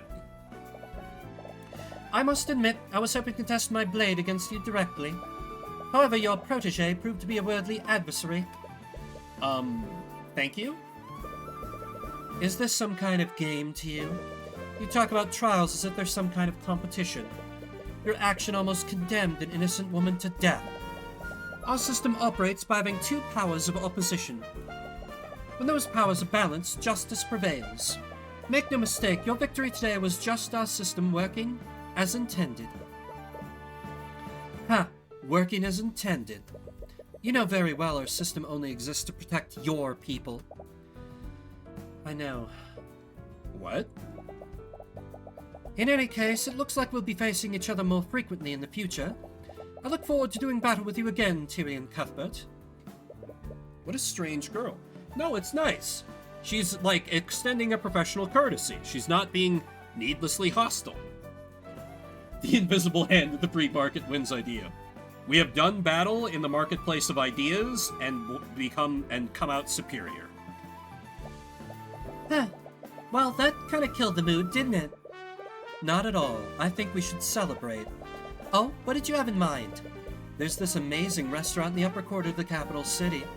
They usually only serve nobles, but they'll let anyone in if they have enough gold. Wait, do we have enough gold? Of course we do. Don't worry about the details. I'll handle everything. Wait, just how much money does Miss Timora make? No, we're gonna invoice this to our client. That's the trick, Tyrion. This is still related to our work on the case, like a post-trial debrief, so we're gonna bill this poor girl for everything she eats and drinks and everything we eat and drink. This is how capitalism works. You gotta learn the business side of the business, my boy. And so began my journey into the world of law and magic. Our justice system is rotten to its core, and I'll have many trials ahead. Regardless, I'll keep fighting on and get justice for every one of my clients. Episode end. Achievement unlocked. Complete Case 1, The Cold-Hearted Aristocrat. This feeling, I knew it. His radiant soul has finally awakened. Can't believe it. I've been waiting so long. I can't wait for the day that I can see his eyes draped in agony. Because that's definitely the creepy girl we saw in our... What? Oh, I have to start a new game and select the next case. At the same time, I can feel my voice kind of flagging, and we got through the first case. That seems like a pretty good ending point. So I think I'm actually going to end it off there. Shorter than I sometimes go on Sunday, but it's a visual novel. Taxes the old voice acting muscles fairly heavily. So I will start to wrap it up there. This is going to be the new game on Saturdays, so hope y'all enjoyed this taste of it. I'm certainly into it. I'll return on Wednesday with something. And then, of course, Saturday evening, we'll be back with Shuffle Saturday, playing a different random game every 30 minutes. And then we will return to the world of law and magic on Sunday. Why don't... To keep up the gentle vibe that's at least going on for my Sunday so far, I think I will give a raid to Critter Vision. So you can just see some nice webcam footage of some creatures just eating some foods and being adorable. Though there's actually nothing on the cam right now, but well, they can't control the wildlife. So that's going to do it for me. Thanks everybody for coming out. Spend a little bit of your morning, afternoon, evening, whatever time it may be for you. If you're watching the VOD after the fact, I see you. I appreciate you. I'll be doing more of this, so again, hope you all enjoy. My name is Vimbert. I'll see you around the internets.